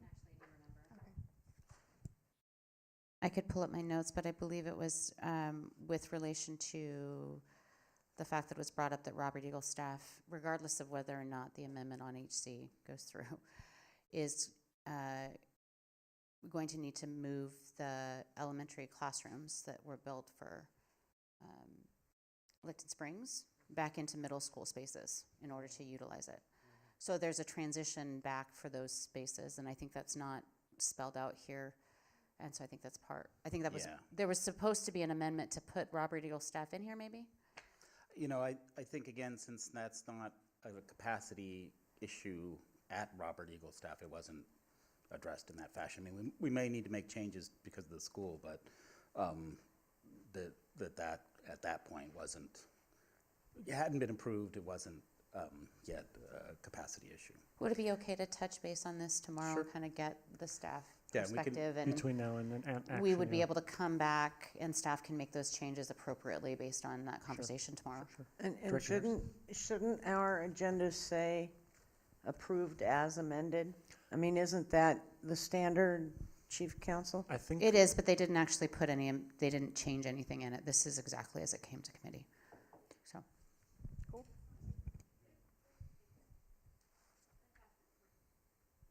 Oh, there is?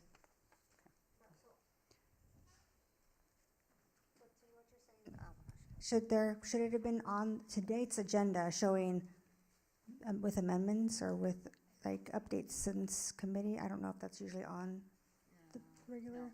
No, It's not usually It's on. not. Are there any additional comments, questions, or concerns about this bar?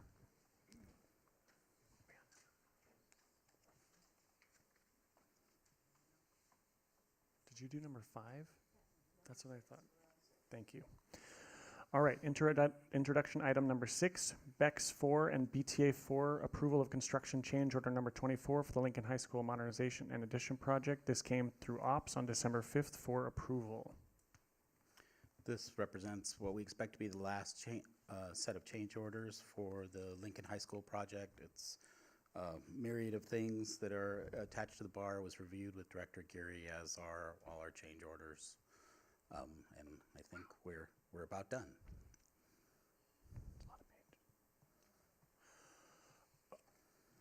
All right, questions or concerns from directors? Okay, we'll move to our final introduction item, number 7, BTA 4, final acceptance of contract K5105 with AccuSet Construction, Inc. for the relocate and set up portable classrooms at multiple school sites project. This came through ops on December 5th for approval. Take it away, Chief Podesta. So this closes out a contract. This is the back end of the process of the capacity management bar that we did award multiple contracts to move portables that were accomplished in 2019. This was one of them. It called for the relocation of 10 or placement of portables at 10 different locations. The work has been complete. It was the buildings are in service, and this just closes the contract out. Thank you. Do we have any questions or concerns from directors? All right. Thank you. Do I have a second? All right. Being no further business for the board, the regular board meeting is now adjourned at 8:41 p.m.